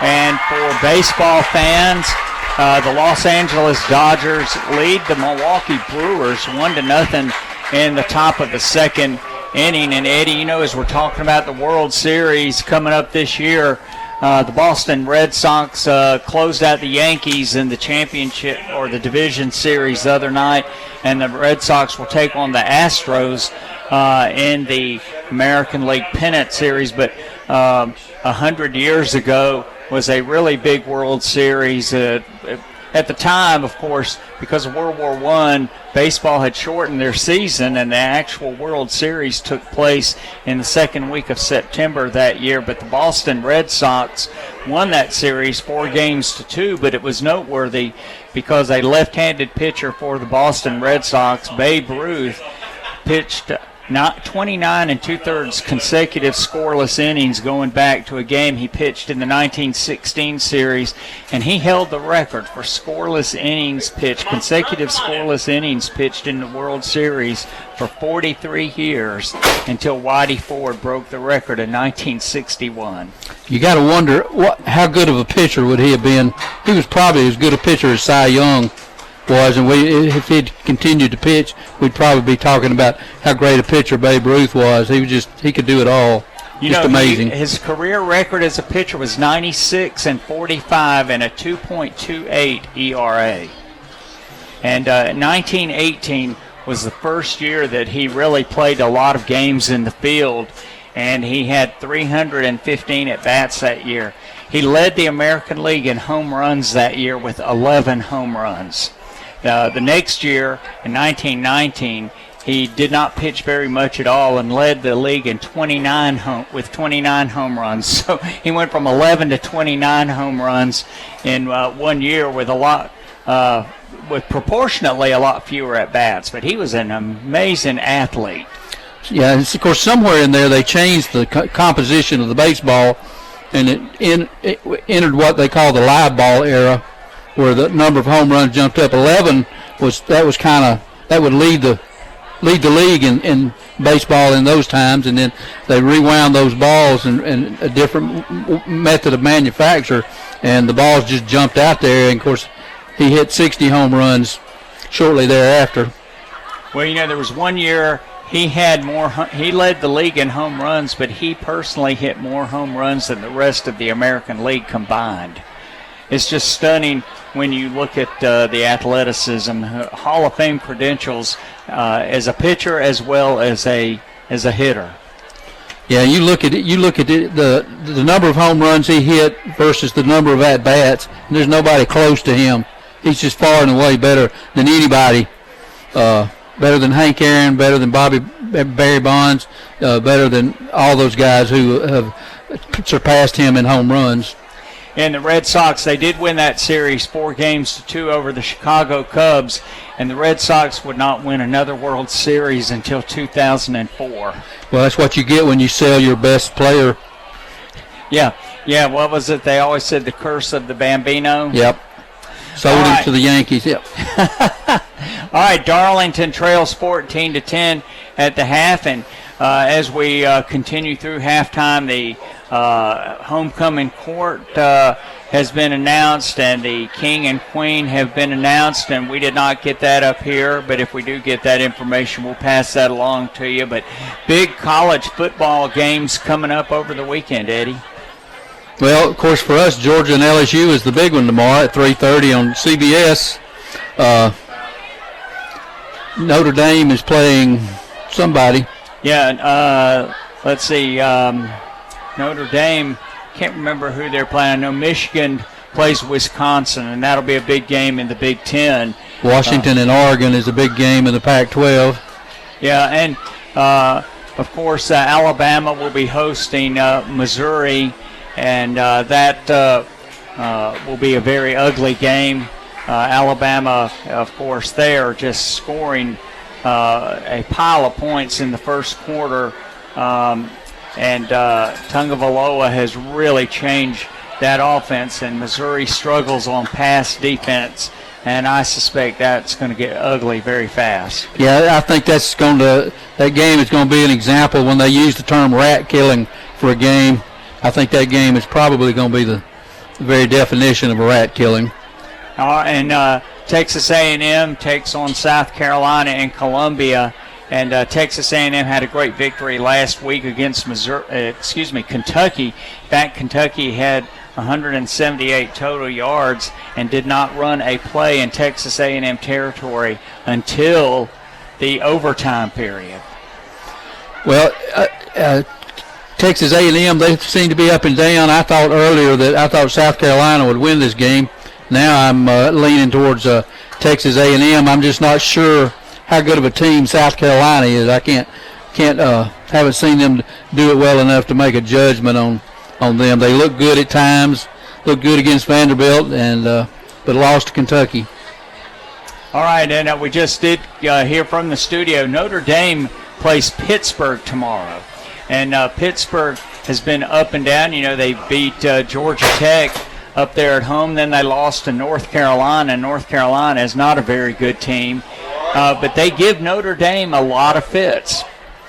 Well, let's hope they give them fits tomorrow. If Alabama and Missouri is the quintessential rat-killing game, then Notre Dame and Pittsburgh is your classic pillow fight. All right, and then Michigan State, which has really struggled, plays Penn State tomorrow, and of course in the Big Ten, that is a huge game. Of course, Michigan State, they lost to Arizona earlier in the season, and then they lost to Northwestern last week, so they are out of the Big Ten East race if they lose, but so is Penn State. I don't look for them to be able to hang long with Penn State tomorrow. I think Penn State will handle Michigan State very easily. Michigan State just is really not very impressive. Well, they've got a very good team over there at Penn State. James Franklin has really done a great job over there. And then Georgia Tech hosts Duke tomorrow, and Duke has really played well against Tech over the last 5 years, won 4 out of the last 5. Well, let's hope they can make it 5 out of 6. I send that out to Matt Davis. Well, it's the little kahuna. In all probability, they're going to they will give Tech a hard time, but that offense for Tech has really done very well over the past couple of weeks.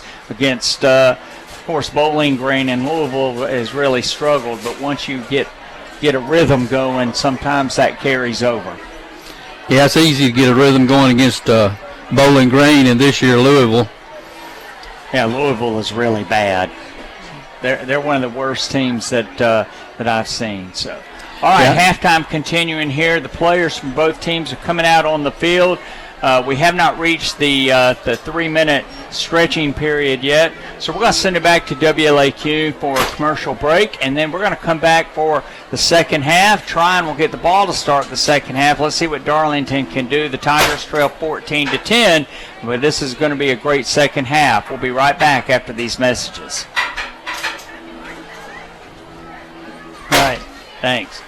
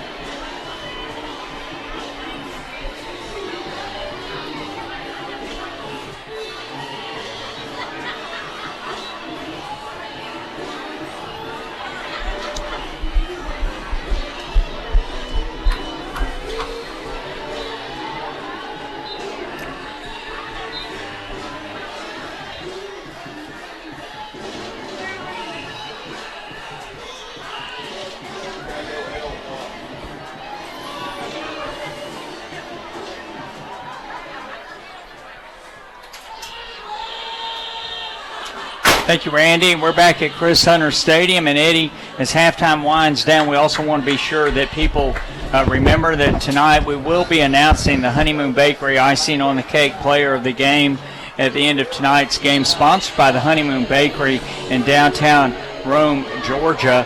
And I'm not sure we even mentioned that in the first half, but we certainly want to thank the Honeymoon Bakery for sponsoring the Honeymoon Bakery Icing on the Cake Player of the Game. They really have some great delectables down there. If you have never been to the Honeymoon Bakery on Broad Street, you're missing a treat. Well, it is, and whoever the Honeymoon Bakery player of the game is, it's going to be decided in the second half. There's nothing in the first half to give anybody a leg up right now, and so it's Darlington's going to have to step up, and somebody's going to have to step up and put stops on somebody. Or you know, we've talked about this before, that football hinges on a few plays in a game. You never know when those plays are going to occur, so you have to be alert to the fact they could occur at any time. And as we go into halftime, we're winding down, or as we go into the third quarter, Darlington has to find an answer to Hagen Willingham, because he has gashed the Tigers when he has had the ball on offense. Well, I think Darlington knows the answer. The question is, can they answer? Well, that's true. You know, you've got to get some penetration and get him at the line of scrimmage or in the backfield. Alex Little is teeing the ball up. Get the picture for you. The Tigers will be going left to right on your radio dial, wearing their purple home jerseys, white numerals, gray pants, white helmets with purple tiger paws. They'll be defending the goal in front of the concession stand, and Trion will be defending the goal, the south goal in front of the A.J. Huffman Memorial Athletic Center. They'll be going right to left on your radio dial. 14-10 Trion over Darlington. Here we go. Toe meets leather. High. End over end kick going to come down to Willingham at the 13. He's cutting to the near side. He ran straight upfield, and then he cut to the near side, and Darlington just swamps him. Just 5 or 6 purple jerseys on him, and he's going to be down inside the 30. Let's see where they mark it, Eddie. Down maybe the 26. Those Trion will scrimmage from there. Darlington, the coverage team, kick coverage team, did a good job of staying in their lanes, and he made a cut over here coming to the near side towards the press box, but players were in their lane and they swallowed him up. All right, 1st and 10 for the Bulldogs, and Darlington is going to have 4 down linemen. Let's see where they are. Yeah, Tate Rowledge on this side. Willingham left to right. He gets to the outside. He's running outside of the 35-yard line. He's going to be marked down there, and that's going to be a 1st down. And, Eddie, that little speed sweep hurt the Tigers again. Yeah, well, Trion comes out and immediately goes to it. It's been their most effective play. I can't blame them for that. And Willingham picks up 10 yards and a 1st down. Yeah, he just lines up here over on the left wing, goes in motion, and grabs that ball and takes off with it. 1st and 10 for Trion at the 37-yard line of the Bulldogs early in the third quarter. Darlington, 4 down linemen. Willingham goes in motion, hands off to the fullback, Maddox does, and he spins his way out of a couple of tackles. He's still on his feet, and he's going to be marked down at about the 45-yard line. So on the first 2 plays from scrimmage, Trion gets about 19 and a half yards. Well, it looked like Trion came out ready to play, and Darlington's not. 2nd down. Let's make it 2nd down at about 2. They're going to move the ball back to the 44-yard line. The line to make is the 47. So now it's going to be 2nd down at about 3 for the Bulldogs. Maddox, quarterback, he's a sophomore. He's under center. Willingham goes in motion left to right. Now he comes back right to left, gets back in his wing-back position. Now he's in motion again, handoff to the fullback, and he just bowls over 2 or 3 tacklers. And, Eddie, you are right. They cross midfield there at Darlington's 46, and it looks like Trion came out to play, and Darlington did not. Well, they are just gashing Darlington right now. That was just a trap. They had that speed motion, faked it to Willingham, and handed it to the fullback coming up the middle on a trap, and he just threw there for 1st down yardage on the other side of Darlington's side of the 50 now. All right, 1st and 10 for the Bulldogs at the 46-yard line of the Tigers. And this drive started at their own 26, and they are moving the ball. 3 running plays. Willingham in motion, right to left, speed sweep, and he cuts it up inside of the tackle. He did not actually go outside of the end. He stepped up there on the same play he scored his touchdown on, but he gets tackled after a gain of about 2. Well, that was not a speed sweep, it was speed motion, but he cut it up right off tackle, and Darlington was there to meet him. Good job by that side of the line. 2nd down and 8 for Trion early in the 3rd quarter. Trion up 14-10 if you're just joining us. Maddox, he's in a shotgun, and he's going to hand it to a man coming right to left on a speed sweep, and he is going to be tackled at about the 39-yard line. He will be about 3 yards shy of first down yardage for the Bulldogs. Well, that was deep motion and a handoff to Chris Pace coming across there from the right to left. Chris Pace, number 7, he's a good one there. All these runners for Trion are good. And Trion is just running the ball in the first half. The Bulldogs did not throw a single pass. They ran 16 plays, 13 in the 2nd quarter, and they had 2 touchdowns on those 13 plays. So they're a running team. Maddox under center with a single setback. He hands it to the fullback, and he's going to roar forward off the right side of the Trion line, inside the 35, down to the 32. And right now, Darlington just doesn't have any way of stopping the Bulldogs. They just seem totally unable to stop it. That was just a give to the fullback coming to his right, and just into the teeth of the Darlington defense, and another gash. 1st and 10 for the Bulldogs at the 32-yard line of Darlington. The ball's almost smack dab in the middle of the field. Maddox under center with Willingham going in motion right to left, and he's going to try to that speed sweep, and he's going to gain about 5 or 6 yards. He's down, I think, to about the 27-yard line, so that will be a gain of about 5.5, and they are going to have 2nd down and about 5. Well, holding them, they had one play that Darlington held them to a 2-yard gain, and that's been the best defensive stop Darlington's had in this drive, and they just continue to pound it down our throats. Yeah, just running the football. Very clean game tonight. Only 3 penalties in the first half. 1 on the Bulldogs, 2 on Darlington. Maddox under center with a single setback, man in motion right to left, and he's going to hand off to the fullback, and it looks like the ball, did it get knocked out, Eddie? It's hard to see. He just made a good tackle, just stood him up and put him down. Ball never did come loose. All right, gain of about 1, and so it's going to be 3rd down and about 4.5 for the Bulldogs. The ball is just inside the 22, and the line to make is about the 17. Darlington's going to have a lot more stops like that if they're going to hang in this game against Trion. Wide out to the far side. Willingham in motion right to left, and they're going to hand it to him. He's trying to get outside, and he is going to have first down yardage. It looked like somebody was being held out there, but didn't get called, but it is going to be first down for Trion.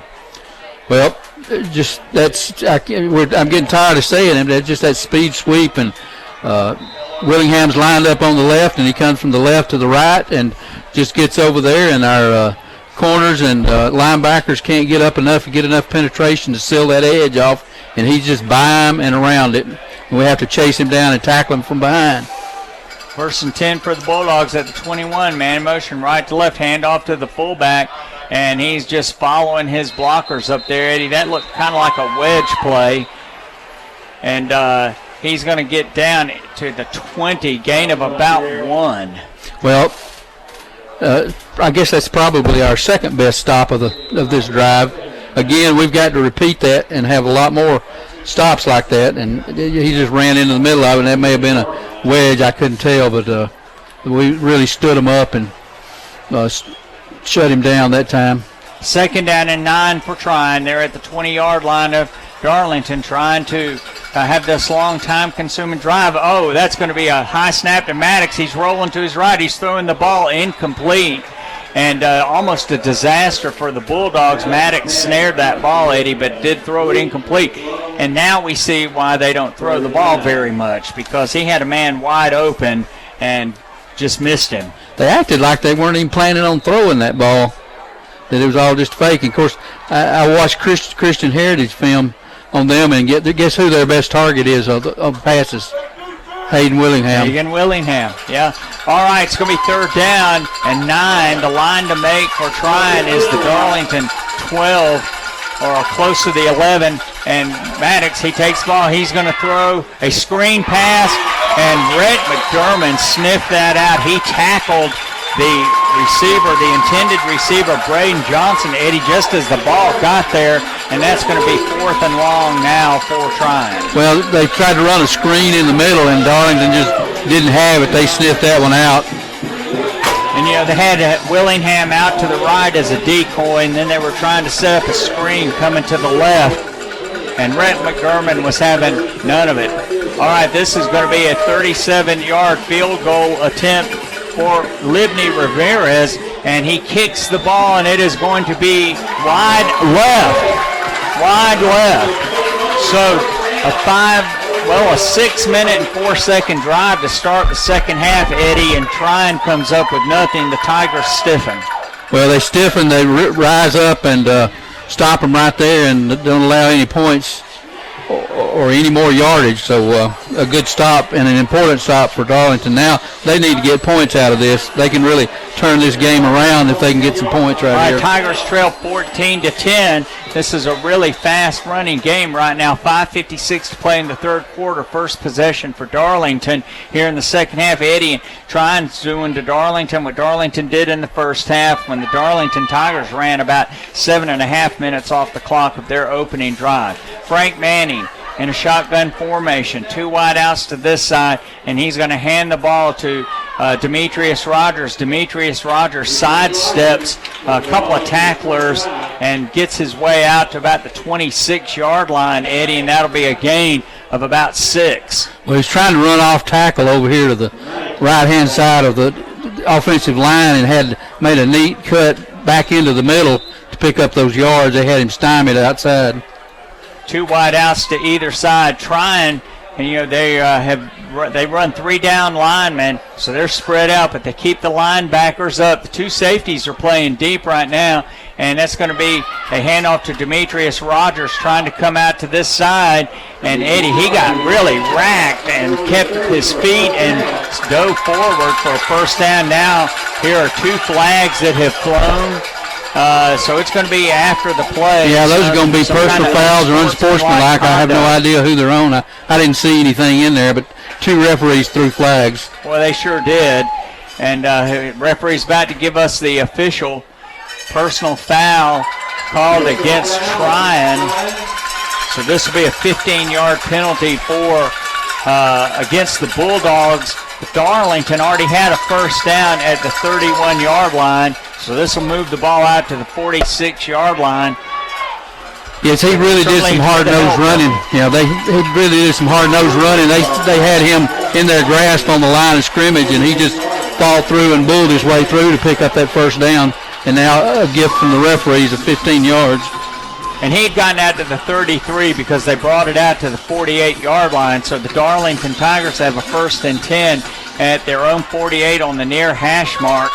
Very physical game right now. As we said, big boy football, and Trion's bringing their linebackers up. They're selling out right now for the run. They only have 1 deep man, Frank Manning. He's going to throw the ball complete to Casey Gunn, just a little slant pattern. And, Eddie, very similar to what we see in these read pass options. He just grabbed the ball in a little nice pass and a nice catch, a little bit high, but right there where it needed to be. That's a pickup of 9. Gain of 9 for Darlington. 2nd down and 1 at the 43-yard line of the Bulldogs. Trion bringing up extra people to clog up those running lanes. Frank Manning has a man out there. Incomplete. Boy, he had a man. That was Casey Gunn on the far sideline, and it's incomplete because he was out of bounds. So it's going to be 3rd down and about 1. Yeah, he caught the ball but out of bounds, but we'll see if that backs him up a little bit. Yeah, they're bringing everybody up. You know, we've seen this since Griffin Brewster got hurt. The defense is just bringing everybody up, and they sell out the pass for the run. Yeah. All right, third down and about a yard. The line to make is the 42. It's on the 43-yard line. Frank Manning, he's going to hand off to Colin Rogers, and Colin Rogers is going to have the first down, but Trion got some penetration and grabbed him, but he did get forward to the 41, so that will be a 1st and 10 for the Darlington Tigers as Tyson Daugherty comes off the field. His helmet came off, and Jacob Daniel comes in to replace him on the line. Well, that's just a give right up the middle, and he didn't get much, but he got enough to get the first down. He didn't need a whole lot. All right, 1st and 10 for Darlington. 4:04 to play here in the third quarter. 14-10, Trion over the Tigers. If you're just joining us, that was the score at halftime. Both teams with long drives, and going to be hand off to Colin Rogers, and Colin Rogers is going to be inside the 40 down to the 38, a gain of 3. Well, not able to move that Trion defensive line very much that time, and just had to bull his way through there to pick up 3 yards. Yeah, they've got Jay Kays and Tate Ratledge playing against each other. Jay Kays, 6'5", 300-pound defensive lineman for the Trion Bulldogs. So a big battle going on between Tate and Jake. 3 down linemen for Trion. They're bringing up extra people. Quick pitch out here to Colin Rogers. Colin Rogers slips a tackle down to the 35, dives forward. Flag on the play. Down to about the 32-yard line, Eddie. Very close to first down yardage. The referees have stopped the clock. There's a flag down. And let's see if we get the call here on that personal foul face mask against Trion. So another 15 yards for Darlington. That came from the back judge over here. He threw it about 25 yards over here to where he saw that face mask from. Good call for Darlington, and a great run by Colin Rogers. He sidestepped the man who got it. Looked like they had it in the backfield. Yeah, and then dove forward. So he's a tough runner. Colin Rogers and Demetrius Rogers, they're both very tough. They're just very different. 1st and 10 for Darlington at the 17 of the Bulldogs. Nice drive by the Darlington Tigers, aided by 2 personal fouls against Trion. Pistol formation, handoff to Colin Rogers, and he's going to spin forward inside the 15 down to the 13 for a gain of about 4. Well, as we said, big boy football. He just right there in the middle and just driving and fighting his way through there for 4 yards. And Trion's just bringing up extra people right now. Here, Colin Rogers. Frank Manning keeps it, sidesteps a man, cuts inside the 10, and he's going to be down to about the 7-yard line, Eddie. He's going to be close to first down yardage. That was a nice run by Frank. I didn't know he could make those moves there. He looked like he was going to cut up right off tackle, and then he cut it back outside to his left and jumped in there for some extra yards. Nice run by Frank. Third down, about half a yard. All right, Frank Manning in a shotgun, wide out to either side. Now he looks back over. They're getting another play from the sideline, changing the play at the line of scrimmage. Trying bringing up extra people. Frank Manning's going to throw the slant. Is that incomplete? Yes, incomplete. So they threw the ball to Casey Gunn on a slant. It got tipped. The umpire was signaling, Eddie, that it was a tipped ball. That's what he was doing. I couldn't figure out what he was doing. That's going to bring up 4th and short. I don't think they can afford to go for the field goal here. Ball's at it's at the 8, and I think the line to make is the 7.5-yard line. Frank Manning, he got it. He dives forward, and I think he's got it based on where they're marking him. Let's see, yeah, the referee signals first down, so 1st and goal for Darlington after a quarterback sneak by Frank Manning. 1:53, Eddie, to play here in the third quarter. Well, Darlington's got to punch this ball in this time. They really haven't been able to push it in. That was a long pass that they threw, but they haven't pushed it in from short yardage here. All right, here's where you put your big boy britches on. 1st and goal at the 7. Darlington trails 14-10, and you've got to get this ball in. You got to get physical. And, of course, Trion's bringing extra people up. Colin Rogers sidestepped somebody. Eddie got down inside the 5, down to the 3. and he had 3 men who grabbed him. Boy, he made a great run to get inside the 5. That was a great run by Colin Rogers. Yeah, right up the middle. I thought he was stopped. I don't know how he got loose from there. That was a great run. Not the first time we've seen him sidestep people this year. He is a tough runner in between the tackles. Darlington having men coming in and out. Second down and goal from the 3. Tigers trail 14-10. Under a minute to play here in the third quarter. Frank Manning getting everybody going. 5 seconds on the clock. Play clock. Colin Rogers! Touchdown! Quick pitch to the near side, Eddie, and Colin Rogers bowled over Hagen Willingham out here, and he got into the end zone. Tate Ratledge lifts him up, and now Darlington's up 16-14. Well, that's the way you answer. They've turned the momentum around. We'll see if they can hold it here.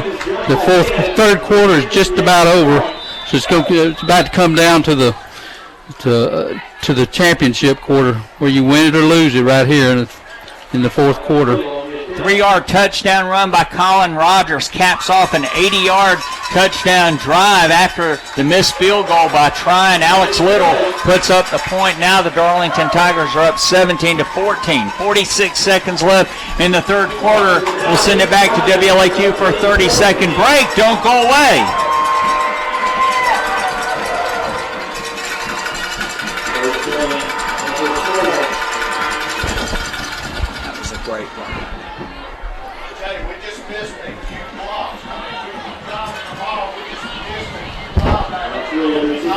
And those face masks are probably because we were getting blocking and they were desperate to stop. You know, they're personal fouls, but it's not like they shot themselves in the foot. They were just trying to reach to grab to stop us. All right, back here at Chris Hunter Stadium, Eddie, 2 long drives. Darlington kept trying from scoring. They missed a field goal. Then Darlington comes back and scores, aided by 2 personal fouls against the Trion Bulldogs. Alex Little, toe meets leather, high end-over-end kick. It's going to come down to a man, not Hagen Willingham, over on the 8. He's up straight upfield, and he is going to be tripped up at about the 30-yard line. He falls forward to the 33, and Darlington had a man who shot up under him. I don't know if that was Carson Swiger. Carson's limping off the field, but in any event, Darlington's special teams keep trying from getting too big a return. The Bulldogs will scrimmage. Looked like they had him stopped back there, but he did a good job to run through, and he kept going upfield and picked up about 10 or 15 extra yards. 1st and 10 for the Bulldogs on the hash mark on the far side at the 33-yard line of Trion.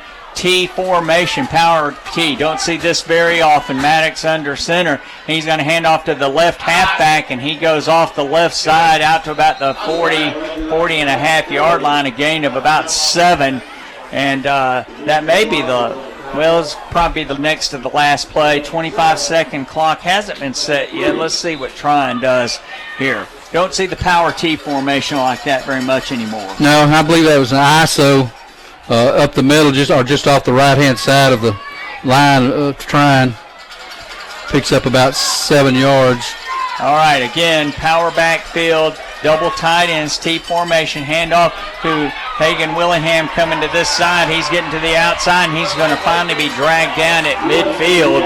And that was a great play by Roth Wilcox, Eddie, who grabbed him from behind, and that will be the last play of the third quarter. So the third quarter has run out. Darlington 17, Trion 14. We're going to send it back to WLAQ for a 30-second break, and then we'll be back for the fourth quarter. Don't go away. Okay.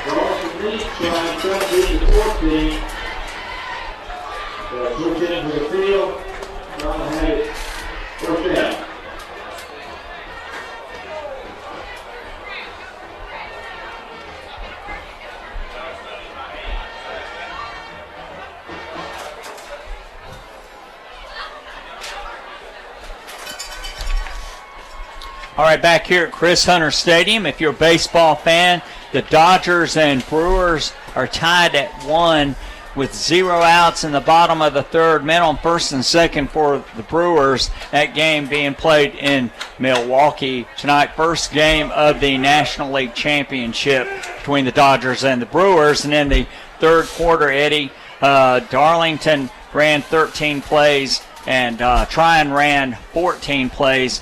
The big difference is Darlington running 1 for 3 on passing and 0 for 2 passing for Trion, and both of those incompletions came when Darlington stopped them on that long drive. Well, that was a massive stop that Darlington made to hold them to no score down there, and then just a monumental drive down there. Now they've got to stiffen up and hold them out again, see if they can get a chance to drive another one in there. A very typical Darlington Trion game, very physical. Maddox under center, 2 men to this side. Willingham goes in motion, trying to get to the outside, cuts back to the middle of the field. He is going to be cut down at about his own 45-yard line. Huge loss for Trion, and that time Darlington was able to get some penetration, string that play out, and then when he cut back, they tackled him. Well, they did a good job of getting penetration outside, and he had nowhere to go there and turned back into the middle. And we had guys maintaining their gap integrity, and he had nowhere to go and stopped him for a nice loss. 2nd and 15 for Trion. Darlington up by 3. North Cobb Christian trails Mount Zion 14-0. Maddox rolling to his right. He's got Tate Ratledge after him. He throws the ball out of bounds.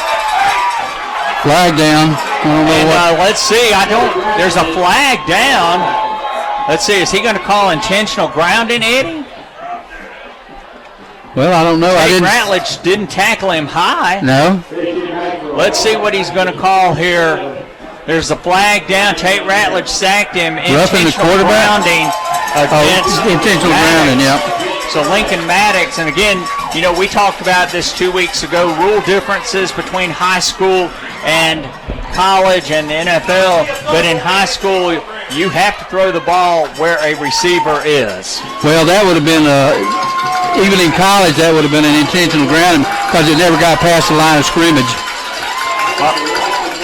All right, this is going to be 3rd down. The line to make for Trion is the Darlington 40, and they have the ball inside their own 35 at their own 32-yard line. So 3rd down and line to gain is the 40 yards for the Bulldogs. Maddox is in a shotgun, man in motion, right to left. He's rolling to his left. Tate Ratledge is on him again. Tate Ratledge spins him down. Holy cow, Eddie. Now, I tell you, that is what happens when a grizzly bear's chasing you and just grabs you with one paw and spins you around, and that's going to be a sack for Ratledge. Well, in a big game, in an important game, your best players have to come up and play their best. And that's exactly what Tate done these last 3 plays. And, I would not like to look up and have Tate Ratledge coming down on me. Me either. Boy, he did. He grabbed him and just spun him around like he was a Cupid doll. Here's the punt by Trion, and Darlington's going to take it at 48-yard line. Roth Wilcox to the near side, 40, 30, and knocked down inside the 30-yard line. And Eddie, great field position for Darlington now, and the Tigers have to convert this into points. Well, we had a situation similar to this in the first quarter, and we fumbled the ball, and Trion got it back. It got all the momentum. Let's see if we can avoid the fumble this time and punch it into the end zone. Flag down at about the 42. This is going to be an illegal block probably against Darlington. Actually holding called against the Darlington Tigers. So instead of having the ball inside the 30-yard line of Trion, Darlington will get the ball where Roth Wilcox called it to start with. At the 48-yard line of the Tigers, but still good field position. Good field position, and we've got the ball and we've got the clock running. 10:16 to play in the football game. Darlington up 17-14. If you're just joining us, Tigers trailed 14-10 at the half. and put up the only score in the third quarter. 2 wideouts to the far side, 1 to the near side. Hand off to Demetrius Roberts, and Demetrius Roberts off the left side, Eddie. He's going to be crossing midfield down to about the 48, 47.5-yard line of Trion, a gain of almost 5. Give right between the tackle and the guard, and Demetrius did a good job to keep his feet churning there, and Darlington opened up a hole, managed to get 5 yards. Running behind Tate Ratledge and Cade Brock over on this side of the field. And the Tigers are not in any hurry right now. The Tigers have the lead, ball, and good field position. Going to run that play clock down. Frank Manning in a shotgun formation. 2 wideouts to the far side, 1 to the near side. Demetrius Roberts, he grabs the ball, spins inside the 45-yard line down to the 44. And Darlington will have a manageable third down. Big play here, because you don't want to have to try to go for forward on 4th and short. Yeah, that's the same play as the last time, except on the right-hand side of the line this time, but the Trion secondary did a good job of holding him to just a couple of yards. All right, third down and about 2.5. The ball at the 44-yard line. Trion bringing up extra people. And Demetrius Roberts, he steps by a couple of people. And now Darlington I think he got it. Is going to be close. I think they have the first down, Eddie. I think they're marking it at the 41-yard line. Yes, it is 1st and 10. And Demetrius Rogers just made a great play right there. Yeah, just a nice run. Again, going right up between the guard and the tackle on the left-hand side again. And just fighting in there, getting it for first down. And, you know, the best defense against Trion's offense now is just keep the Trion offense off the field. Well, both teams, when they've gotten the ball, have held it for a long time. They may not get it back. All right, Frank Manning in shotgun. Colin Rogers now is a setback. He hands it off to Colin Rogers, and that time penetration by Trion, and that was number 23 coming off this side over here, Will Wyatt, and he just ran around and grabbed Colin Rogers for a 1.5-yard loss back to about the 42-yard line. Just blitzed, and Darlington didn't pick that blitz up and tackled him for a loss. All right, ball's back on the 44, so it's going to be 2nd and 13 for the Darlington Tigers. Frank Manning in a shotgun. Look at them, Eddie. They're just bringing all their linebackers up into the gaps right now. There is no deep safety at all. Look at that. Nobody in the middle of the field deep whatsoever. Frank Manning, he's rolling to his left. He's going to have to keep the ball. Man covered, flag down. And he's going to be inside the 40, but I have a feeling that's going to be a holding penalty against Darlington. It looks like it. Yeah, holding on this Darlington. is going to be a huge penalty against Darlington. It looked like Frank was trying to hit Casey Gunn out here on a quick hitter, Eddie, and he got tangled up with the defender down here, and then Frank had to pull the ball down. Yeah, they were in there on him, and he's forced to run outside the pocket there. This is going to bring up 2nd down and all right, now Darlington 25. moving backwards. This is going to be 2nd down. The ball is at the 44-yard line of the Tigers, and the line to make is the 32 of Trion. So that's going to be 2nd down and 24 for the Darlington Tigers. And right now, again, Trion is just selling out on the pass. They are coming up to stop the run. Frank Manning rolling to his right, man in his space. He had to pull the ball down, Eddie, and he's going to be tackled for no gain. Trying to throw the ball, but Trion is bringing extra people right now, just like Christian Heritage did in the third quarter up there. Well, protection kind of broke down because there was an overload there, and Frank just having to pull it down. Yeah, you know, third down here and very long. Darlington needs to get to the 32 of Trion for a first down, and the ball's at their own 44-yard line. But, you know, when you bring more people than you have blockers, it's very difficult. 3 wideouts to the far side. Single setback is Demetrius Rogers. They're going to hand it to him on a little delay coming to the side. He's got running room 50, 45, 40, inside the 40, and a man just grabbed him, Eddie. And it's going to be 4th down for Darlington now at the 38-yard line of Trion. Well, now we'll see what. Well-designed play. Yeah. that draw play that Darlington's run for so many years, and now a decision for Tommy. Did they call timeout? Down. I think they did. Nope.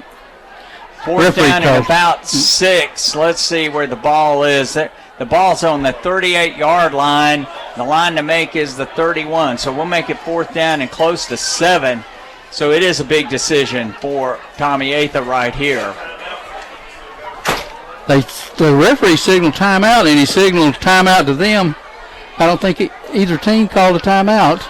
Well, you know, there's a timeout, and I'm not exactly sure what happened. You know, Trion has an injured player going off the field. I'm presuming that is the reason for the timeout. Maybe so. That was a quick timeout, so that must have been what it was. Injured player. Demetrius Rogers, he got knocked out of bounds, so Tate Ratledge will be in punt formation for Darlington. Keep in mind, Honeymoon Bakery icing on the cake player of the game to be announced tonight.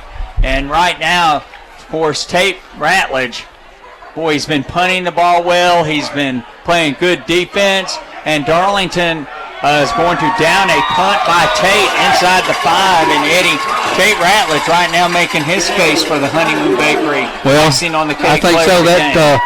That punt may be the biggest play of this game. That put him down to the 5-yard line. Yeah, Tate Ratledge, he got the Honeymoon Bakery icing on the cake player. Well, he has not gotten it this year. And all the great plays that he's made, he has not gotten it this year. But now he's got a chance to solidify by playing in this series when Trion's got the ball like he did in the last series. Need to see him in that backfield. Oh, absolutely, absolutely. 1st and 10 for the Bulldogs at their own 6-yard line. Maddox under center, man in motion, right to left, and he cuts it upfield, and that's going to be number 7, Chris Pace, and he's going to be out close to about the 14-yard line, Eddie, so he got about 8. Well, that's not what we need. That was just a speed. You get focusing on Willingham, and then they throw one of these other backs. That Hagen Pace is a good running back. Boy, I tell you, the Darlington Tigers had things going for them, and then had that loss by Colin Rogers and then the holding penalty, and things just kind of fell apart. Somebody's going to have to make a play here. Willingham comes in motion. They will reverse again, and the man's going to be tackled. I think he's got a first down. Darlington defended that pretty well. Yeah, that's a crisscross play. They give it to one of the wing backs, and he gives it to the other one going in the opposite direction. It's a nasty little wing T play. 5.5 minutes to play in the football game. Tigers up 17-14. Eddie, we just haven't had any easy games since that Pepperell game. Nope. Every game's been just like this. It's going to be a slugfest, and somebody on Darlington's going to have to step up and make a play here. Trying with the first down. Maddox, he's going to throw the ball complete to a man who gets knocked down immediately at the 19-yard line. And, boy, you can tell the way Maddox throws the ball. He's not comfortable passing. No, they don't. I haven't seen him pass it much. He does complete it. Now, let's see. No gain. He didn't gain anything at all. Completed it and got hit right away. Unless he dropped it, but they didn't signal he dropped it. Well, maybe he did because the clock has stopped, so he must have dropped it. He just dropped the ball. Incomplete, so it's going to be 2nd down and 10 for the Bulldogs. And here comes number 44, Kodiak Crabb out here. Oh, the ball's on the ground, and it bounced straight up to the running back. Wow. Well, every time we've had a chance to get a turnover, the ball has just bounced right back into their arms. Yeah. Of course, we've been lucky on our turnovers, too. Yeah, that ball got pitched out, too. That was Chris Pace, wasn't it? I believe it was. The ball bounced out of his hands and then bounced straight up into his arms. It's going to be a loss of 2, 3rd down and about 12 for Trion. So this puts the Bulldogs into a position they don't like to be in, which is throwing the football. One wide out to the far side. Maddox is going to be in a shotgun. Wingback goes in motion, left or right.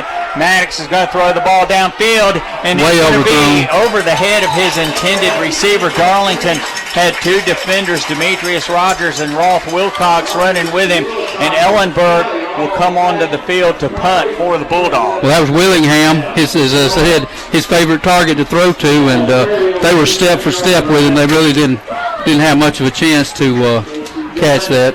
4:19 to play here in the football Fourth game. down. Darlington 17, Trion 14 in a typical slugfest between the Trion Bulldogs and the Darlington Tigers. These games go down to the wire. Typically, Ellenberg at his 3 almost blocked by Gil Maurer. Roth Wilcox calls for a fair catch at the 44-yard line of Trion, and the Darlington Tigers, Eddie, will have good field position.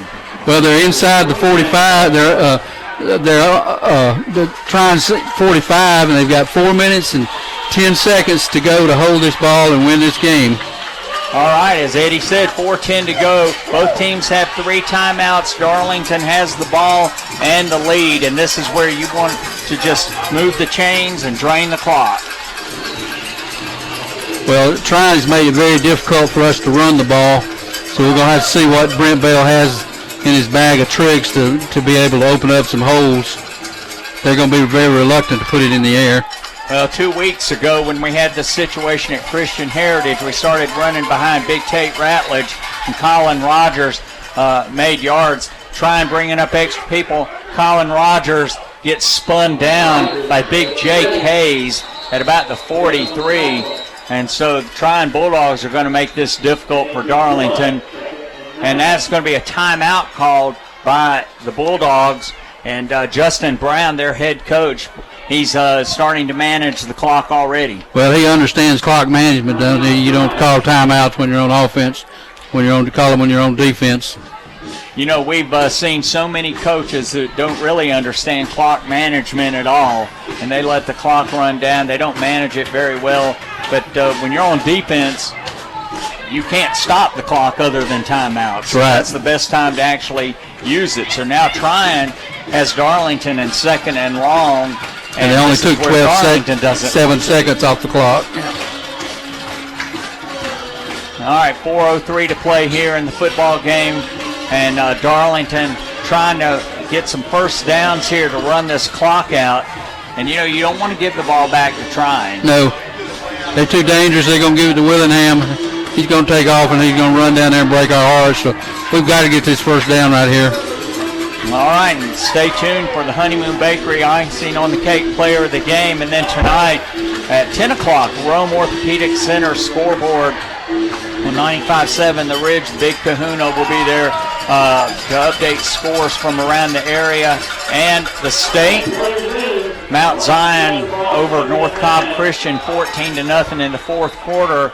The last that we heard, Frank Manning going to quick pitch out here to Colin Rogers. He's trying to run upfield. He stays in bounds, Eddie, and he gets down to about the 37-yard line, make it 39-yard line. And so now we got a big 3rd down coming up, 3rd and 4. Try and just use their second timeout. All right, timeout on the field. We're going to send it back to WLAQ for a quick 30-second break, and then we will be back for Darlington's 3rd and 4. Don't go away. All right.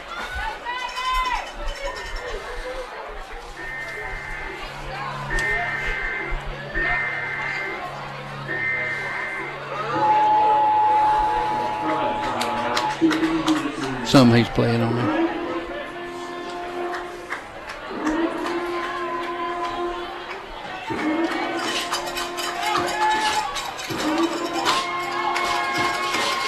All right, back here at Chris Hunter Stadium, ladies and gentlemen. Eddie, big play. Big play. Biggest play of the game So far. Biggest play so far in this game. 3rd down and about 4. 3rd down and about 4 for Darlington. The line to make is just inside the 35, and the ball is at the 38-yard line. So we're close to 3rd down and about 4 1/4. And thus far, the Darlington Tigers on this drive have run 2 plays, both of them been off the left side. Well, let's see if they trust Frank to throw the ball here. All right, Trion bringing up extra people. Frank Manning in a shotgun. He's going to fake the ball or hand it off to Colin Rogers. And Colin Rogers close to the first down. Eddie, I think that Trion maybe called for a face mask. the umpire was standing right there. He threw the ball, threw the flag immediately. And Barrick Wade is signaling it's against Trion. Personal foul targeting called against Trion. I did not see who it was, but that will give the Darlington Tigers a first down. Well, that's huge. I think he had it anyway. But that takes all doubt away. He was inside the 34. Yeah. Takes all the doubt away. That's a big penalty right there. That is a big run that he just made too. We had the first down anyway. That was a big run to suck it up, and that, of course, that penalty is a big help. 3:49 to play in the football game. Darlington now has the ball at the 18-yard line of the Trion Bulldogs. Frank Manning coming in, trying down to one timeout. Clock starts running. It's interestingly, Eddie, the ball was set long before the clock started running. Frank Manning, he's going to hand off to Colin Rogers. Colin Rogers keeps his feet off the left side here behind Tate Ratledge and gets inside the 15 and dives down to about the 12. Darlington's version of the belly play, and just right off tackle over there and just kept fighting and sliding, manages to pick up 6 yards. 3:17 to play. Darlington going to try to milk the play clock all the way down, drain that little hourglass. 25-second play clock. Clock's just barely moving in it. It's just an eternity in situations like this. Every second takes a minute. Second down and about 4. Handoff to Colin Rogers, and Colin Rogers is going to be down close to the 10-yard line where they mark it over here. Trion has just one short. timeout left. Justin Brown hanging on to that timeout, and he is exhorting his players now from the sideline. Third down and about 2. And like you say, every second's a minute when you get down to here. We're down inside 2.5 minutes to play. Darlington 17, Trion 14 in the fourth quarter. Tigers trying to hang on here, keep themselves within a one game or a tie with North Cobb Christian and Mount Zion, and now the Tigers call a timeout. So third down and about 2:07 to play in the football game. We're going to send it back to WLAQ for a 30-second break, and then we'll come back for the completion of tonight's game. Don't go away.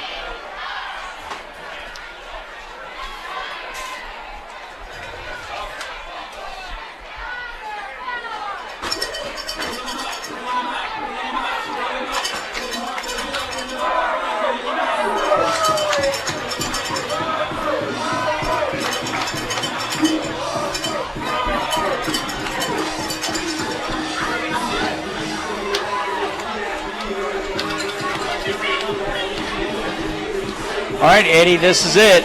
Third down and about 2 if the Tigers can convert here. Good call by Tommy there. He let the play clock run down to 1 second, call timeout. Third and short is important. We get this first down here. If we get this first down, it's pretty close to being over. So he called timeout, get a good play in, and run as much time off the clock as possible. All right.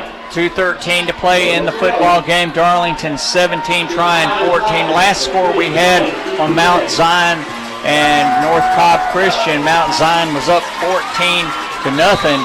And so if all these scores stay the same, then North Cobb Christian, Darlington, and Mount Zion will be in a tie for first place in the sub-region. Handoff to Colin Rogers, and Colin Rogers, Eddie, he just bulls his way forward inside the 10 down to the 5, and that's going to be first and goal. First and goal, 2 minutes, under 2 minutes, 2 minutes. 2:08 to play. 2:08 on the clock. Going to be very difficult for trying to stop it enough to get the ball back in regulation. Yeah, it really will, and Darlington will be running this play clock down.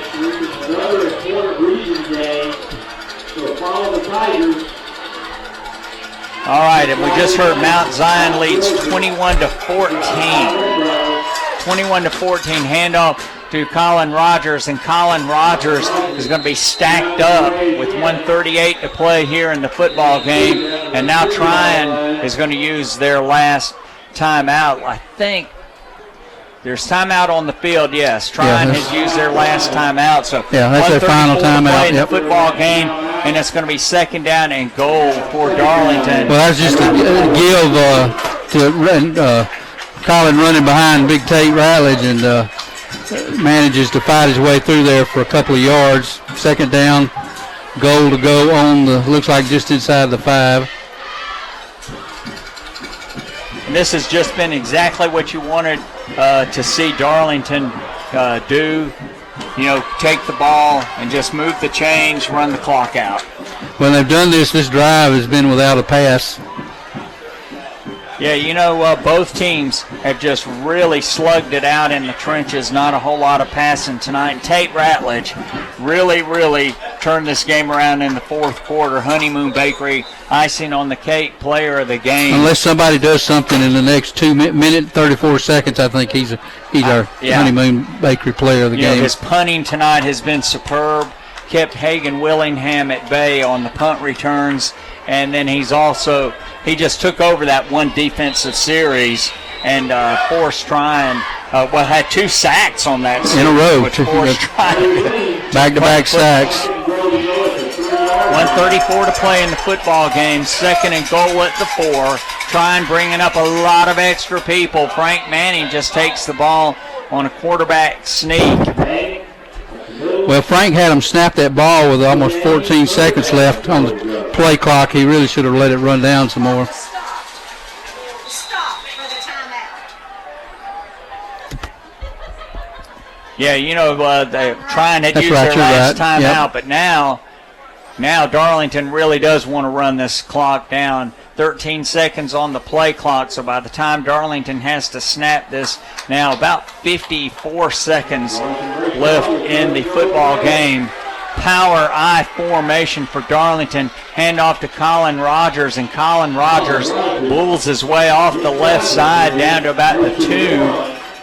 Play clock is just about ready to start. Let's see when it starts here on 4th down and goal.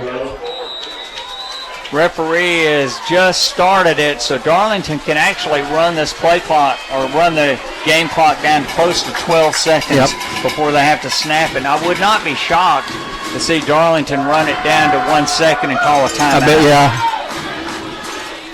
Looks like Tommy's moving towards the ref.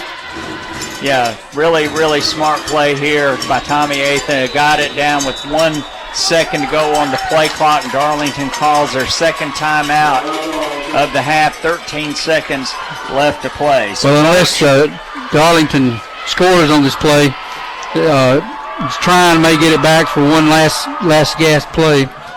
So, Coach, what do you do? 4th and goal at the 2. I think you just go for it. Or go for it. Go for it. Yeah. Field goal's too dangerous. They block a field goal, run it back. Run it back. Just run it, and if you don't get it, you just they've got 7 seconds to go 98 yards. So I would run a power I fake to Colin Rogers with Frank keeping it on the naked bootleg to the wide side of the field, because they have not paid the first bit of attention to Frank at all. I would run that toss sweep again. That's what I would run. All right. Coach Evans and Coach Conrad up here have their play call. Let's see what Coach Bell calls. 13 seconds to play in the football game. Tigers with a 4th and goal at the 2. Trion bringing up extra people. Power I formation. And Frank is running. He's going to step inside. Oh, my goodness gracious. Frank did exactly what we talked about, but they had a man wide open in the end zone. That was Cam 4.8 seconds left. And he was begging for the football. So 4.8 seconds left. Frank gets tackled. So Trion with no timeouts. They have time enough for one play, 17-14. Had a man wide open over there. I thought he was actually going to throw it to him over in the end zone. Whew. Tommy would have run out and tackled him if he'd have taken that ball out of his hand, tried to throw it. You notice who's standing out there in front of the football. Tate Ratledge. Look for him to go to Willingham. Tate Ratledge won that Honeymoon Bakery icing on the cake player of the game. Yes. All right, last play of the football game, unless there's a penalty. And Maddox, he's going to throw the ball complete to a man in the middle of the field. That's Hagen Willingham. He is tackled. The time has run out. And the Darlington Tigers are going to win 17-14 over the Trion Bulldogs. And wow, Eddie. What a game, what an effort. What a game and what an effort. Wow. Well, Darlington 17, Trion 14. We're going to send it back to WLAQ for a quick commercial break, and we'll come back for our wrap-up. Honeymoon Bakery icing on the cake player of the game, Tate Ratledge. Tate Ratledge with great punting, but also with great defensive play. They ran behind him some. He managed to get some yardage when we needed to be able to run the ball.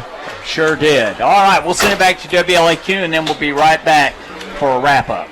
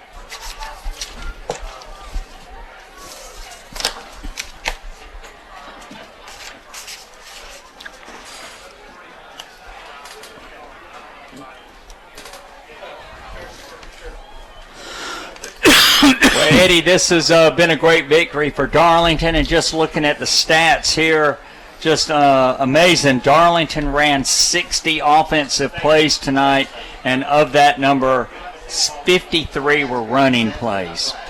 I'm surprised that we ran through it 7 times. It didn't seem like we made that many passes, did it? Well, 2 for 7 passing, and one of them was the 61-yard touchdown pass to Gil Maurer that got Darlington back in the game in the second quarter. But just going through here, Darlington had 7 possessions for the game, and Trion had 9, but the Tigers with 60 offensive plays, 53 rushes, and 14 first downs. Trion 39 plays, 1 for 5 on passing, 34 rushes. They had 9 first downs for the game. But really one of the things that hurt Trion was in the second half penalties. They had 5 penalties for the game for 65 yards, but 4 of those penalties came in the second half, and 2 of them came on that drive where Darlington scored the touchdown to go ahead. Nothing like getting 33 yards on a drive to keep the thing going. You know, Steve, we talk about the game's always hinged on 3 or 4 plays, and you don't know what they are. But that 61-yard pass play, I think that's the play of the game that turned the whole game around, because we completed that, pulled ourselves up off the mat. We played harder after that, and then in the second half we came out here and just totally took care of business. Just, as we said, big boy football. Well, and you know, on that pass play, we'll talk a little bit about a little more about the scoring in just a moment. But on that pass play, Frank got flushed from the pocket, pulled the ball down, started to run, and then saw Gil Maurer behind the defense, stopped and threw that ball just before he got to the line of scrimmage. And again, heads-up play. And earlier he had been flushed out of the pocket, if you remember, and we talked about he may have taken it down too soon. And that time he stopped and made a great play. Well, you had mentioned that Trion was bringing everybody up, and they just kind of ignored Gil coming off the line. I think he was lined up in the slot. They just ignored him until it was too late. And I'm just amazed that Frank got there, and I'm amazed that Gil was able to turn 360 degrees and come around and make a play on the ball. A great catch by him. A big touchdown for Gil. I'm so proud of him. All right, yeah, Gil Maurer, he played for us as a 9 and 10-year-old, and a fine young man, and great parents. Kim and Chris, they're just great supporters of Darlington, but just great parents and great family. Gil Maurer on that touchdown pass, and of course, you know, Frank, just a fine young man, and he stepped into the role that Griffin Brewster had. He's been very, just really solid and grown in every game. Well, he's lost one game. It's just really he's done an amazing job. And of course, we've known him for a long time, and he's just an amazing young man, just like his brother Hunter. Out there, and you just never know when it's going to be your turn, and he was the next man up, and he has stepped in there and done his job as well as he can do it. Yeah, just great. And you know, we talk about this a lot, but the credit for Coach Atha, Tommy Atha, and his staff, you know, just always being able to get the parts in the right place where the sum of the parts just is amazing. Especially just fitting the pieces together to change your game plans, your philosophy, and do what you have to do with the people you have. Well, I was talking with Matt Jones, who used to be the defensive coordinator here at Darlington. He's coaching up in Kentucky now, and he remarked today, we were talking about this game, that nobody does more with less than Tommy Atha, and that's a testament to what happened tonight. He's just a great coach and done a great job, and pulls the maximum effort out of these boys. And not only that, he does such a great job modeling a great example for them. All right, let's just go through some brief things before we send it back to WLAQ and sign off for the night. First of all, again, Darlington a winner 17-14 over the Trion Bulldogs. The last score we had on Mount Zion and North Cobb Christian was that Mount Zion was up 21-14 in the fourth quarter. Darlington now takes its record to 6-1. The Tigers have one loss in the region, and Trion, they fall to 5-3, and they are now 2-3 in the region. They will be off next week, and Darlington will travel down to Bowden. And now let's go through the scoring real quickly. 20-yard field goal by Little to start the scoring. Darlington was up 3-0 after a long time-consuming drive in the first quarter, but Trion stood up. Darlington had a first and goal at the 3 and was not able to get a touchdown, so Little put up the points. Then Darlington had total control of the game, and then a turnover at the 38-yard line of the Bulldogs was quickly converted into a 1-yard touchdown run. We never got the number of the person on the touchdown run. Ramirez put up the point, and the Bulldogs went up 7-3. And then they got the ball back after a 3-and-out by Darlington, went up 14-3 on a 17-yard touchdown run by Hagen Willingham. We wish Hagen Willingham the best in whatever he's going to be doing, but we're thankful we don't have to see him Glad he's again. graduating, yes. Yeah, he is a fine young man, a spectacular football player, and he has given us fits for 3 years now, and we will wish him the best after he graduates from high school. And Darlington looking to get back in the game, get some momentum. 61-yard touchdown pass from Frank Manning to Gil Maurer. Gil got behind the defense. Frank spotted him as he was scrambling, got the ball over the safety's head, and Gil grabbed it, went into the end zone, and that was the score at the half, 14-10. Then in the third quarter, Darlington did not get the ball to start the third quarter. Trion did, and they had a long time-consuming drive, and then they missed a field goal, 37-yard field goal by Ramirez. Then the Tigers took the ball back downfield on a long 80-yard drive, capped off by a 3-yard touchdown run by Colin Rogers. Little put up the point. It was 17-14 at that point, and the Tigers held on, and Tate Ratledge took over the game basically, Eddie, in the middle of the fourth quarter, single-handedly destroyed Trion on that one possession with 2 sacks of Maddox, and then played great, as you said, on the time-consuming drive to seal the game. Darlington pretty much ran behind Tate Ratledge the entire time. He's our Honeymoon Bakery icing on the cake player of the game. Well, we're very happy for the effort and the success that Darlington had. Of course, we also commiserate with Trion, and I know how hard it was to lose this game. They all left everything they had laying out there on that field. And, of course, they haven't won since 2009, so they really, really want to beat Darlington. So, and I know they're just bitterly disappointed, and it's going to be a long drive back to Chattooga County, but we have to salute their effort. Yeah, these are always very, very tough physical football games, and Darlington coming out on the top end of the 17-14 score tonight. And we do have a final on the North Cobb Christian Mount Zion game. Mount Zion kicked a field goal and won the game 24-14. So right now, North Cobb Christian, Darlington, and Mount Zion are tied for first in Region 6A, Sub-Region A. All right, ladies and gentlemen, glad to have you with us tonight. Darlington a winner 17-14. Next week, we will be on the road to Bowden to play the Bowden Red Devils. I hope you will be with us. We'll come on there about 7:15, and it'll be another another region game for the Darlington Tigers. Darlington 17, Trion 14. We'll see you next week. God bless you. All right. Thanks, Randy. All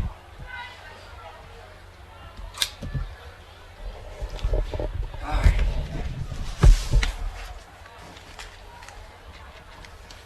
Matt had no idea what this light was. That blinking red light? Yep. New tonight? You know, I never could find Luke Lewis anywhere. I did see him down there with, he didn't have a jersey on. Oh,